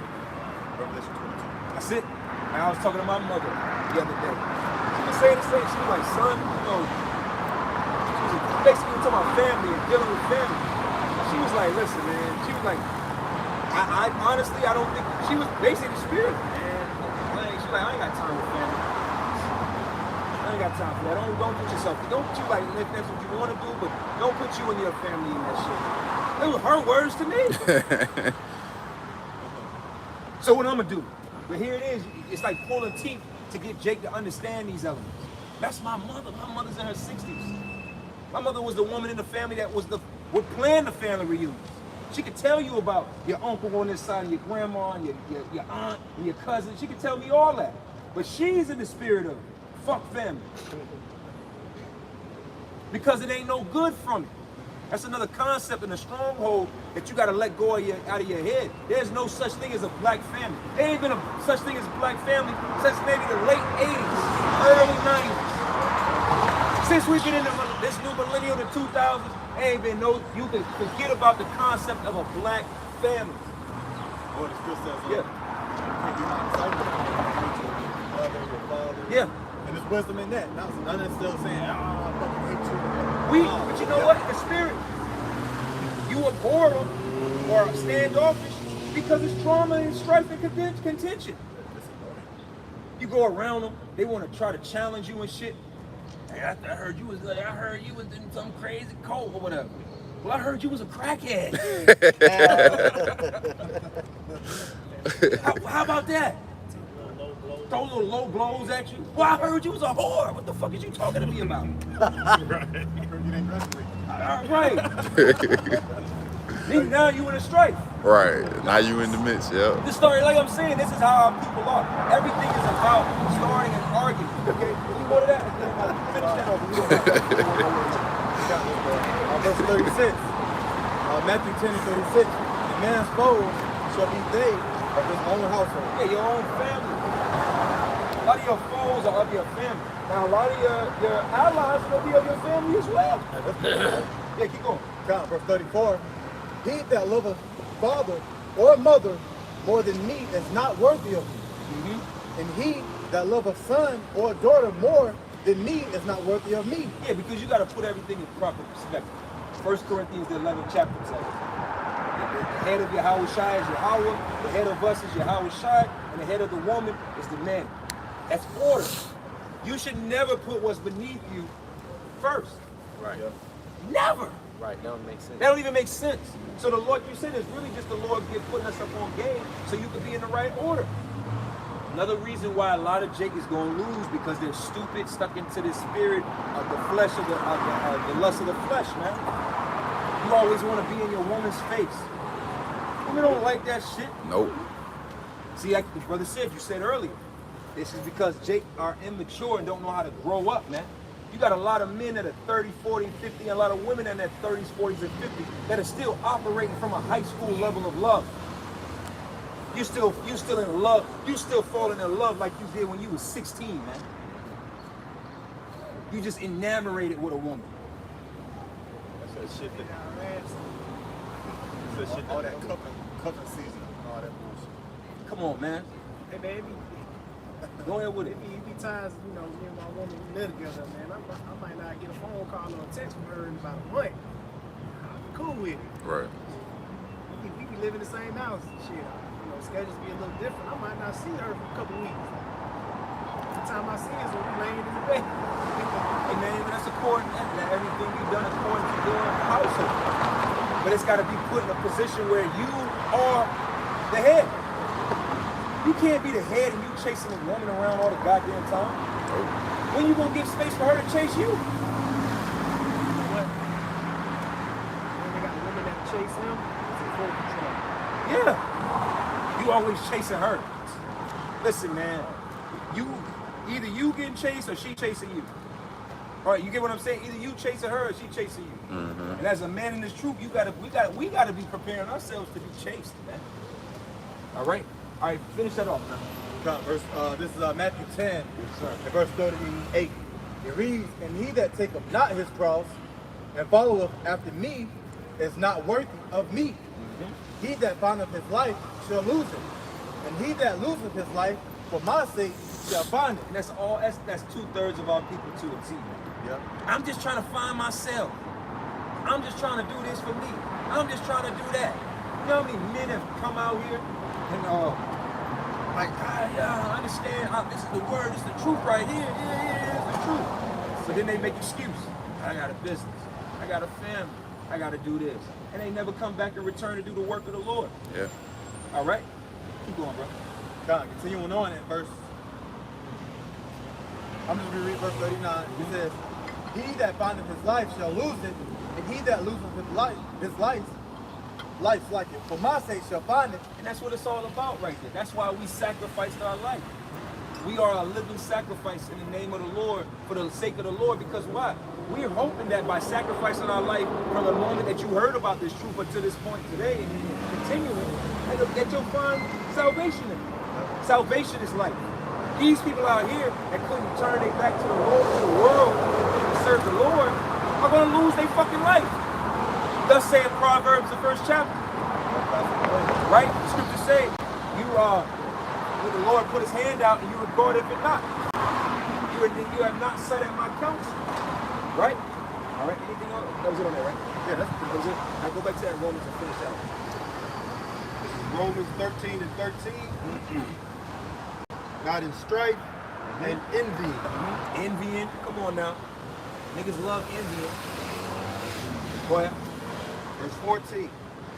"But put ye on the Lord, Yahushua Mashiach, and make not provision for the flesh." Oh, make not provisions for the flesh. All these people out here know how to do is make provisions for the flesh. And they don't do nothing for the spirit. Because they're all fleshly. They walk in the flesh. They are fleshly individuals. They're carnal men and women. They do nothing in the spirit. They don't fast. They don't pray. They don't consider. They don't read things that can uplift their spirit. They read things that put demons on them. Watch things that put demons. Right, they watch things that put demons on them. They don't have uplifting conversations. Right. They don't have conversations that the scriptures speak about having the scriptures speak about a godly conversation. Our people don't engage in these things. Everything in a nigga's life is nigga shit. From the moment he comes out of the womb, it's nigga shit. Until he dies, it's nigga shit. Period. Hey, niggas eat nigga foods. watch nigga shows. Yeah, yeah. Drink nigga drinks. Yep. Okay, bring it up. Ecclesiasticus 9 and verse 15. It says, let thy talk be with the wise, all thy communication with the law of the Most High. Yeah, because that's where the knowledge and understanding is from. That's why all of our conversations, even when we with our women, man, we try our best to not do it. Oh, fuck it, man. I be sitting there prophesying until the wind at her ass. Right? The spirit is on me and I'm prophesying. Just going at it. Yep. you just in the spirit. You better take heed now. You better take heed. You just be in the spirit. Okay? So that's the level, that's where our communication should be at. That's where our talk should be at. And I hit you with this, brothers that do have women that do have women, your woman is on a higher level than most of these men out here. Yeah. These niggas don't know shit out here. Like I said, you see him in the grocery store. I've been saying this all week. You see him. Here it is. Niggas got their tater tots blown on all over the grocery store in Buffalo, right? Niggas are still going to today's grocery stores. Right. You want a red apple or a green apple, honey? You like you want this red apple? Okay, you want it to be a Honey Crisp or a Granny Smith? Granny Smith. Like, goddamn. Still stupid. All right? Because the Lord want them to be stupid. Keep going. And make not provision for the flesh to fulfill the lust thereof. Oh, you got that in Ecclesiastes? It's like nah, I dropped. I was following along. Yeah, you get Ecclesiastes 7. And we're gonna go back to I got it. Ecclesiastes 7:1. A good name is better than precious ointment, and the day of death than the day of. That's why the scriptures say walk honestly. You gotta make sure your name is clean out here. Not just amongst the brothers, right? You thinking that just because you got a good name amongst the brothers, and that's just it. You wanna make sure your name is good with everybody. The brothers, hell, niggas in the world, your family, people, everybody around you, your woman's family, whoever is around you. You want to make sure you got a good name amongst these people, man. Because you never know how this thing gonna play out. It might be that guy that you knew at the gas station that you ran into on some random shit. Oh, I know you, you live around my way. It might come in peace. Versus if you an asshole and you a dickhead to the man, he might see you in that day and want to. We all got those. Man, I gotta catch this nigga in that day. You don't want to be that. You don't want nobody thinking that way about you. Yeah. I got Ephesians 4:27. It says, neither give place to the devil. Oh, come on now. Don't give no room for the devil right now. All right? Don't give no room. They don't even need a breakdown. Just don't get no room, man. All right? We got yours, right? Done. You know, going into what you were saying about having a good name amongst everybody, not just the brothers. So Ecclesiastes chapter 1 and verse 29, it says, be not a hypocrite in the sight of men, and take good heed what thou speakest. Ooh, and a lot of, you know, you got it, Yes, sir. Like the brother was saying, you don't want to be a shit-talking, Israelite. Troublemaker. Yeah, and people hate to see you coming, and then, like you say, you run past them in the day of trouble, and you need, a little whatever it may be. Whatever it may be. Oh, you remember you was talking shit at the job? You remember? And then there go your blessing. Then you remember you told me the Lord gonna destroy me? Right. Now you need mine. Like, don't do that, man. Keep your name clean, man.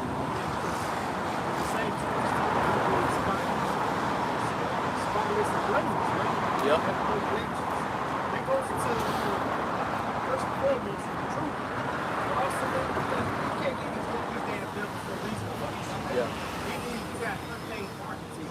Yeah. You giving this nigga a reason to come harass you. Right. Clean your goddamn shit out, man. Basically. You know, but yeah, in a nutshell. Yeah. The scripture tell you, if possible, be at peace with all men. Not just say with just your brethren, with or your the neighbor, men that agree with you. or the men that agree with all men. It's easy to be at peace with somebody you agree with. Right. That's Y'all not agree. hard. Right. We here. Right. Come on now. Yeah, bring out your precept. God, this is Colossians 2 and verse 5, and I'm bringing this out because you said even though we're not around brothers or something, we still gotta behold our order. Because if you behold this, and if you follow after, you follow the ways after Yahweh Shem Shah, He's gonna make your enemies at peace with you. Basically, you're gonna get a good report. Yeah. If you just keep your order. But this is Colossians 2 and verse 5. For though I be absent in the flesh, yet am I with you in the spirit, joined, beholding your order, and a part of that is what? Being a good example. Okay? Because at the end of the day, you're gonna have somebody who's gonna look up to you. Because how about you ourselves? All of us, we got the light. Yeah, scriptures Isaiah the 60th chapter says that, right? Yeah. You rise and shine, your light in the gross darkness. I'm roughly paraphrasing, but yeah. All right. Continuing on, beholding your order and the steadfastness of your faith in Hamashiach. And if you do that, man, people gonna see that. They're like, who are you? That light. Yeah, they're gonna grab onto the skirt of him that is with you. Look it up. This is 1 Timothy 4 and 12. It says, let no man despise thy youth, but be thou an example of the believers. People that they say it all the time, you got to be a rock, right? You may not know that they know. I know who that is. Yeah. I follow him, I follow his page, I watch his videos. Right. Right? It says, be thou an example of the believers in word, in conversation, in charity, in spirit, in faith, in purity. So, hey, we gotta be clean at all times, man. Exactly. You know, we might be at the store,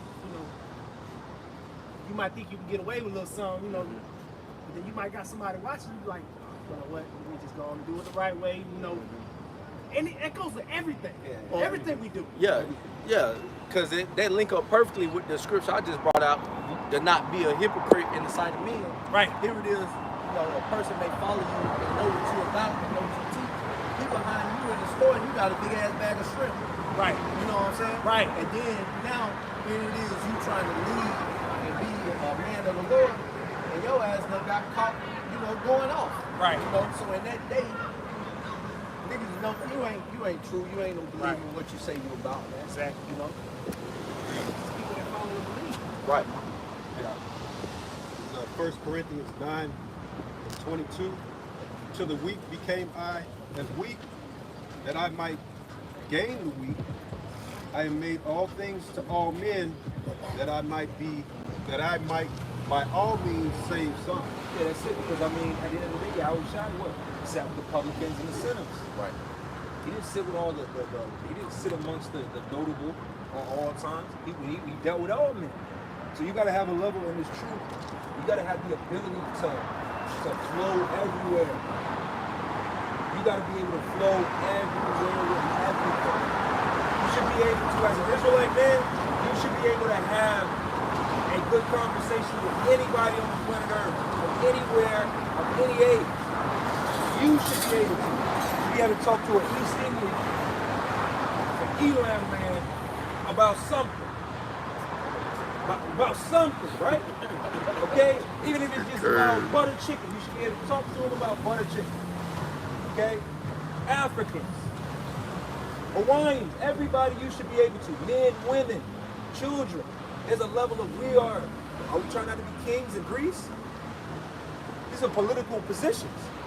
So you have to be able to maneuver through this world from an element of, sometimes you gotta throw your middle fingers up in a person's face. Sometimes it's called for. But sometimes you gotta be able to shake hands and kiss babies too. All right? You got any more of your precepts? That was it. Go back to that. I'm reading again from the top. Ecclesiastes 7:1. A good name is better than precious ointment, and the day of death than the day of one's birth. It is better to go to the house of mourning than to go to the house of feasting. You hear that? It's better to go to the house of mourning than the house of feasting. Matter of fact, let the scripture speak. Keep going. Continuing on. For that is the end of all men. Yeah, and that mirth is the end of all men. All right? It's excessive. If you were just always in the house, in the spirit of mirth, you are excessive.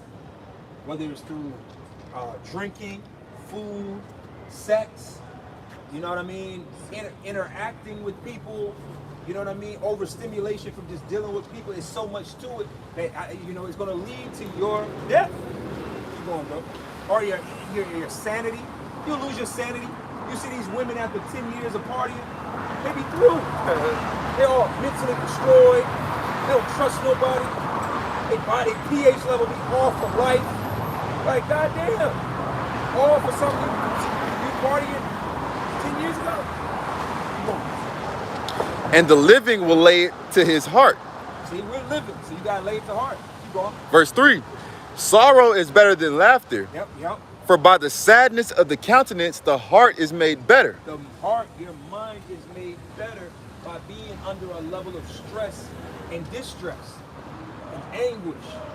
These are mental things that we are battling that are making us stronger. See, like these niggas out here that are always, see, you gotta ask yourself. See, that's how you know it's of the spirit, man. It's a reason why you barely have enough money. Mm-hmm. It's not because the Lord just wants to be an asshole to you. It's to build you up. Because a lot of these jakes out here, they be having it bad. They get it. You be like, how the hell is this guy doing this? But he be doing it. Because the Lord don't give a damn about you. The Lord, and then giving him enough money to let him, eat out every night, party every night, buy video games, buy this, buy that, trick off on hoes, whatever it may be. The Lord will let you do it because the Lord really don't care about you. Keep that nigga sleep. Keep him sleep. Yeah. Give him more to stay asleep. You know how hard it is for, like we say ourselves. I've been saying this multiple times over this year. You cannot prepare. You can't turn that switch on, man. Nah. Certain switches you just can't cut on, man. All right, like these women. These women aren't gonna be able to cut on femininity to be able to attract the man in that day just like that. Submissiveness. Even though they you can't cut that shit on. Demons, man. These women think that's what they're gonna do. Like, and here it is. It's today, right now. Let's just say all hell broke out today. Yeah. Here it is. You've been a raving bitch. Yeah. That shit ain't going nowhere. At 3 o'clock, and then 4 o'clock, shit hits the fan. About 4:30, you a submissive woman. Get the fuck out of here. My Lord. Come on, man. Now you shame-faced it? Nah, it don't work like that. It don't work like that. Same thing with men. If you've been a weakling this whole goddamn time, you can't put on masculinity, toughness, and willing to die. The scriptures tell us that thou shalt meditate upon evil. You gotta put yourself in a mind frame to die. That's not something, I've been playing video games all my life, and I've just been eating pizza rolls and living in my mom's garage, and I'm just here. But now I'm ready to die for something? No. Don't make sense. No. Finish that off and we'll get you. Continuing on, verse 4. The heart of the wise is in the house of mourning, but the heart of fools is in the house of mirth. House of mirth. So we got to be in the house of mourning, which after a while, but that house of mourning ain't that bad, man. It's a preferable position. Right. So if it's preferable, it can't be that bad. You can't choose what you chose to eat and then be mad at what you ate. It's the preferred position because it makes you smarter, wiser, more wittier. We know how to get ourselves out of situations. Look at yourself. Maybe it's something for brothers to reflect on. However long you've been in your walk, take yourself today and look at yourself today versus the first 6 months of you finding out, year of you finding out. Now you have the wits. Now you can get in and out of things, maneuver through things. Now you know what to say, when not to say it, how to do certain things, what not to do, when to do it. These are all things that go through your head. That is wisdom. These niggas out here don't got that because it's Murph. Murph is a Lil Jon concert. Just bouncing around, and you remember how we used to party when we was younger? Just hanging around and just bouncing. That's what niggas is. Confusion. Let me check this out. God. 1 Corinthians 11, verse 28. But let a man examine himself, and so let him eat of that bread and drink of that cup. Yeah, you gotta eat and drink of that cup now. Whatever the Lord got set for you, deal with it. But you gotta examine first. And this is the time to really, like I said, we said this before out here too. It's a compliment to be called a conspiracy theorist at this point in life, man. Yeah, I mean, you think.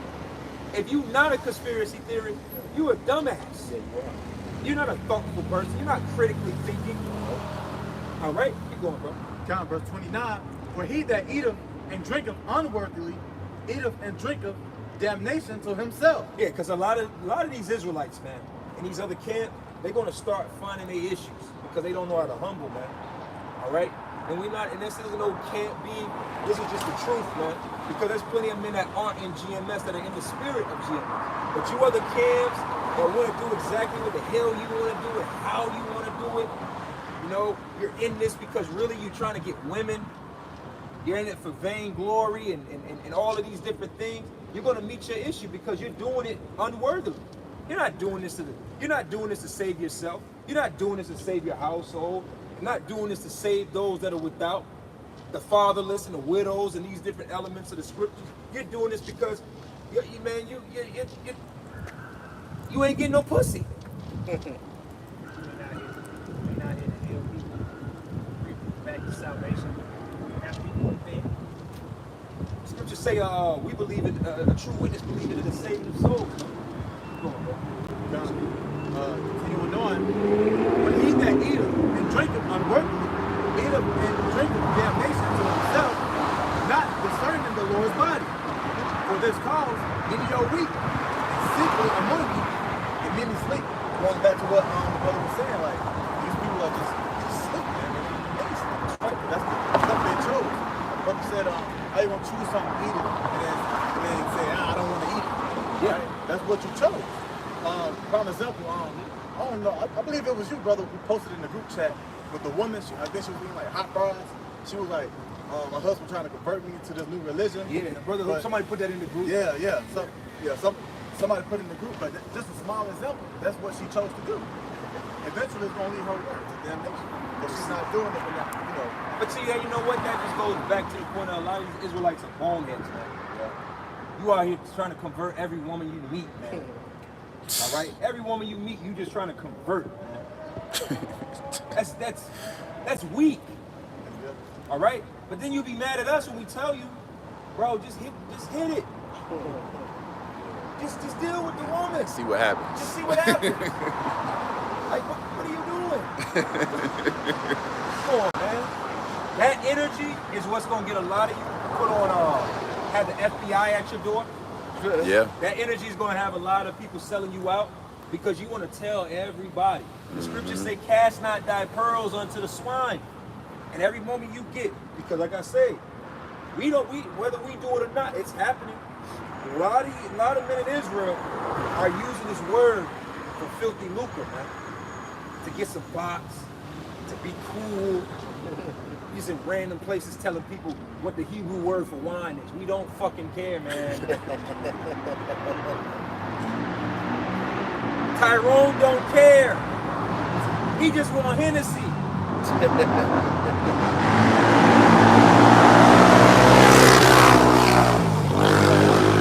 gonna tell Eve that wine is yan.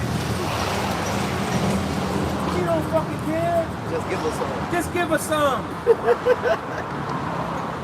that bullshit. That was what I'm all right, we'll finish it up. I just have different groups. Oh, hold it. Let's go back to this peacock. 2 Peter 2:10. But chiefly them that walk after the flesh in the lust of uncleanness and despise government, presumptuous are they, self-willed, they are not afraid to speak evil of dignities. Yeah, self-willed, man. You come into this truth, man, you realize how cold-hearted your people can be, man. A lot of us came out of the world and people loved you and, celebrated you, honored you on some level.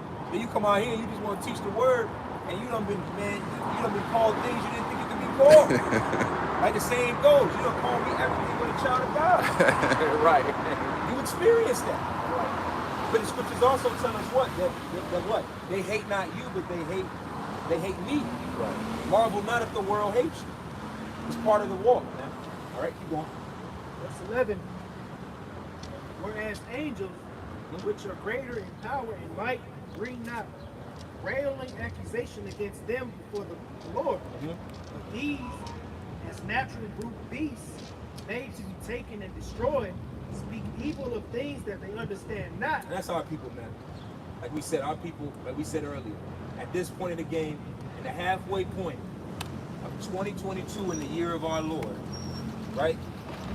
If you don't know what an RFID chip is, you don't know, this is certain concepts. You don't know about this at this point, it's because you have made a conscious decision to not know these things.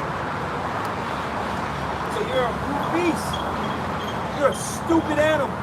Since they speak evil of things they understand not. Yeah. So clearly don't have an understanding of what you're talking about. One. Two, he said if you don't got him by now, then the Most High probably don't want you to have him. Now he's adding more logs to your fire because now you're talking shit. Now you're talking shit. Once again, you're talking shit about things you don't understand. Right. So now you're in position to be judged for every idle word that you speak. The man shall give an account thereof. See, sometimes it's better to just keep your opinion to your own self. I remember the first time I saw an Israelite teaching, right? Again, I was in New York and I saw it. So for me, it just seemed like a vendor in the streets. I was like, damn, okay, kept it moving. I didn't look like, what the fuck is these niggas doing here? These niggas is some bugged out shit.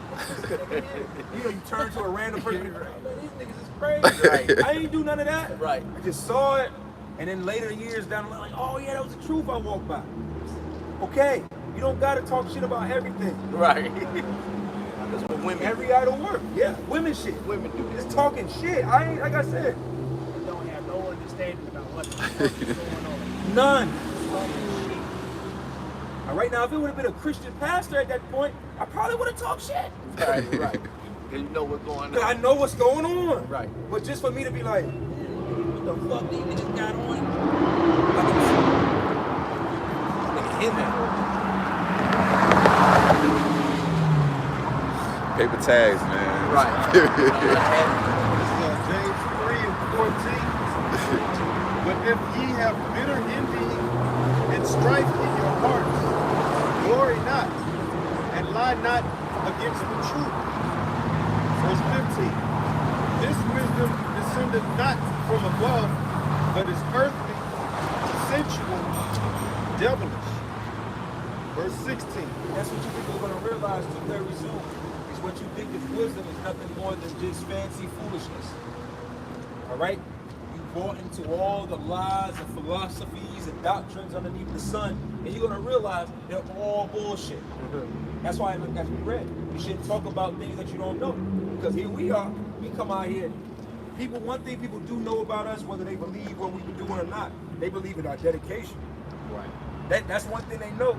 Whatever they teaching, we know that they believe it. Right. They always do. All right? We've had people come and say that. Like, damn, y'all always here. They're dedicated, man. It's rains, snow. Hell, it's summertime. It's about to get hot as hell out here. We're going to be out here. We're still going to be here. When the fall and the winter come, like we're still here, and we're going to be out here, you know, 3 pants on, 6 socks, a couple jackets, scarves, you know, making hot chocolate runs. We're going to be out here. Right. And that's because that's a testament to our dedication to the Lord, man. So a lot of you are going to find out that this wisdom and this understanding on the earth is all sensual, earthly, devilish. All right? Go ahead. I wanted to get that word sensual. Bring it up. G5591 psychikos, of or belonging to breath. I wanted to go down to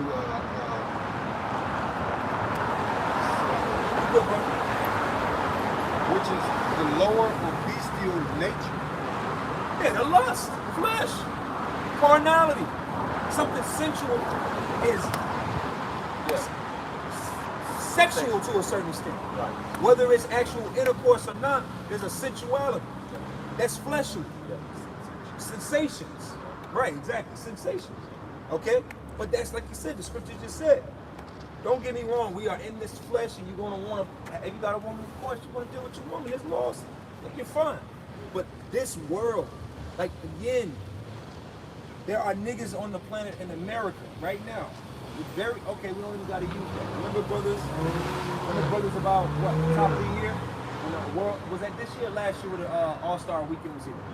I think last year. Last year. Probably a year before that. Yeah, that was 2 years ago. Yeah. That was 2 years ago. That bitch was shaking hands. Yeah, that was 2 years ago. That was 2 years ago? God damn. Because last year it was in Dallas and Phoenix. It was Atlanta, Phoenix, and Dallas, I believe. Shit. Okay, well, brother, yeah. Well, when that All-Star, y'all remember when we was out here, you had women coming down here in U-Hauls, just sleeping in U-Hauls. Oh yeah, that was 2 years ago. They didn't have money to get home, putting up GoFundMes to get back home. All right? Because why? It's all about fulfilling the flesh. You got niggas out here that make it their business to travel around the globe to get some pussy. Yeah. That is their whole purpose in life. Mr. Jap called them all. Minister Jap called them all passport pervs, man. You gotta know it's for real. You got Jake out here that will spend $1,000 to get a flight, travel 20 hours to some desolate island to get some pussy. However, right, however you want to slice it and dice it and shake it up, this is what's happening. A lot of our men only exist off of the chances of hoping to get some pussy. Off the hope. But not guaranteed. Not the guaranteed. The hope. Okay? Keep going, bro. Damn. For James 3:16, for where envying and strife is, where niggas are, go ahead, there is confusion and every evil work. Damn. That should make you think of every nigga in the neighborhood and every nigga school, every nigga hospital, everything. That should just make you think of America. Read that again. That isn't hey, we're gonna start using this as an America prove that America's in the Bible scripture. Right. You can read that again. Starting verse 15, James 3:15. This wisdom descendeth not from above, but is earthly, sensual, devilish. Verse 16. For where envying and strife is, there is confusion and every evil work. That's why we're casting off, as we read in Romans the 13th, casting off these works. Because this is what these works in this earth bring about. All right, keep going. Verse 17, but the wisdom that is from above is first pure. It's pure. This wisdom, you pass this wisdom to the next man. This next man takes it and builds upon it. This wisdom of the world, you might end up in jail. You might end up in prison. You might end up dead. You might end up homeless. The wisdom of this world will have you with diseases. Right? Keep going. Then peaceable. Yeah, our wisdom is peaceable. The wisdom of getting the understanding of this world, there's no peace in it. Nope. Now you're always debating something. Right, here it is.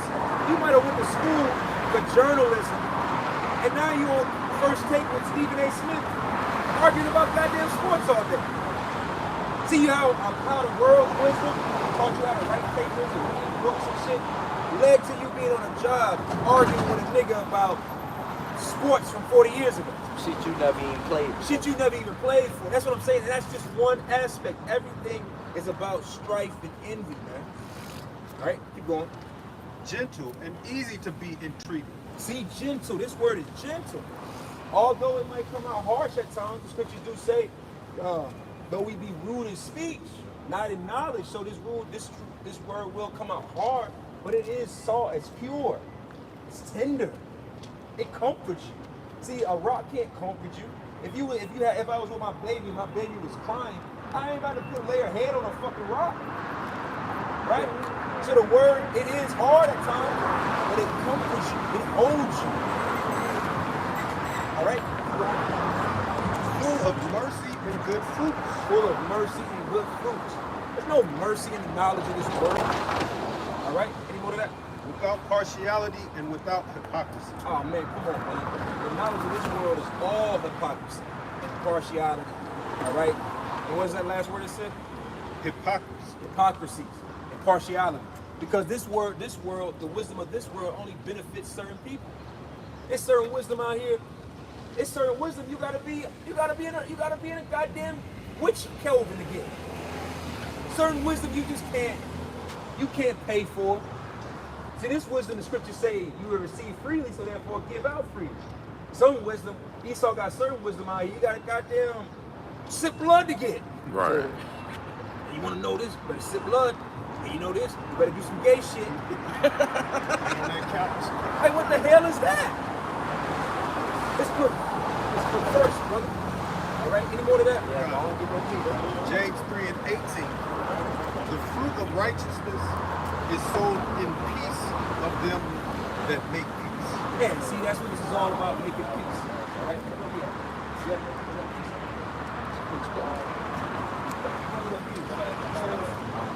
These as natural good beasts, they to be taken and destroyed, speak evil of things they understand not, shall utterly perish of their own corruption. Shall utterly perish at their own corruption. 2/3 of our people are going to perish by their own corruption.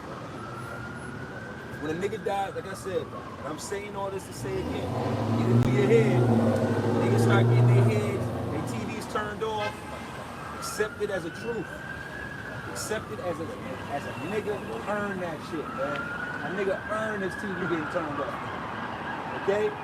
Don't feel bad. Some of it's gonna be personal. Some of it may hit close to home. You know what I'm saying? But through the spirit, all this other extra shit out here, man, let it be, man. Let this go by.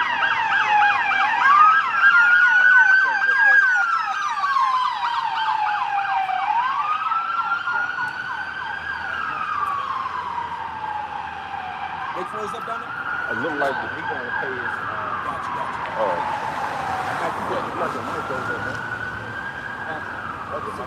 Verse 13 shall receive the reward of righteousness as they that counted Let they close that. treasure to right in the daytime. Spots they are in blemishes, sporting themselves with their own deceiving. Sporting themselves with their own deceit. This is what our people are doing at this point. They wear their deceit as a, like they put it on. They put on their deceit like, yeah, nigga, you see this ring of deceit? You see this chain of deceit? Yeah, this hat, this silver ass hat, this shit's clean. They sport it. They don't want to get wise because they love it. So when niggas start getting their issues, that's what I've been saying all day, because you can't make it, like, it get to a point, all we can do is help ourselves. Help yourself first, through the spirit. The scriptures say, work out your own salvation. So make sure you straight. But then we're going to make sure each other is straight. But everything outside of this, fuck them. Because you know what? I can't, if you, like I said, we're going to close up with this. If 18 niggas getting killed in a grocery store don't make you move smarter through your grocery store, it ain't nothing I can tell you, my boy. Right.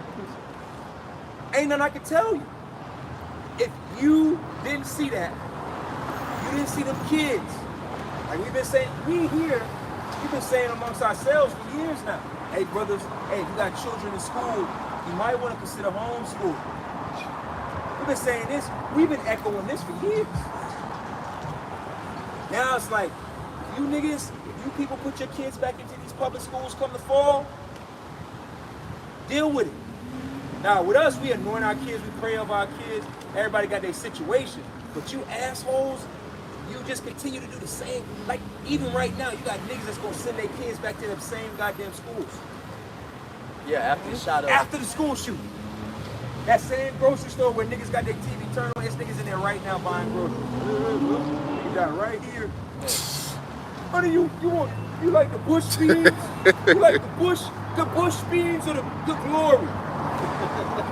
You want glory beans or bush? Which one you like? You know what I'm saying? You know how Jake do the old man. Hey, you know what I'm saying? Nigga, I'm not talking to you. I'm getting the fuck out of here. Then you want to talk about how to smoke pig? Hey, you You're trying to kill me, man. Gotta baste it. You know, a nigga will really break down to you in a grocery store the whole process of smoking a brisket. Yep. You're Break gonna it down. start out, you're gonna do this, you're gonna wait for 4 hours, you will talk the whole thing up. All right? So we're gonna close this up. We're gonna give all the glory and honor to Yahweh, by Hashem, Yahweh Shai, by Hashem, Rachak Badash. All right, and until next time, shalom.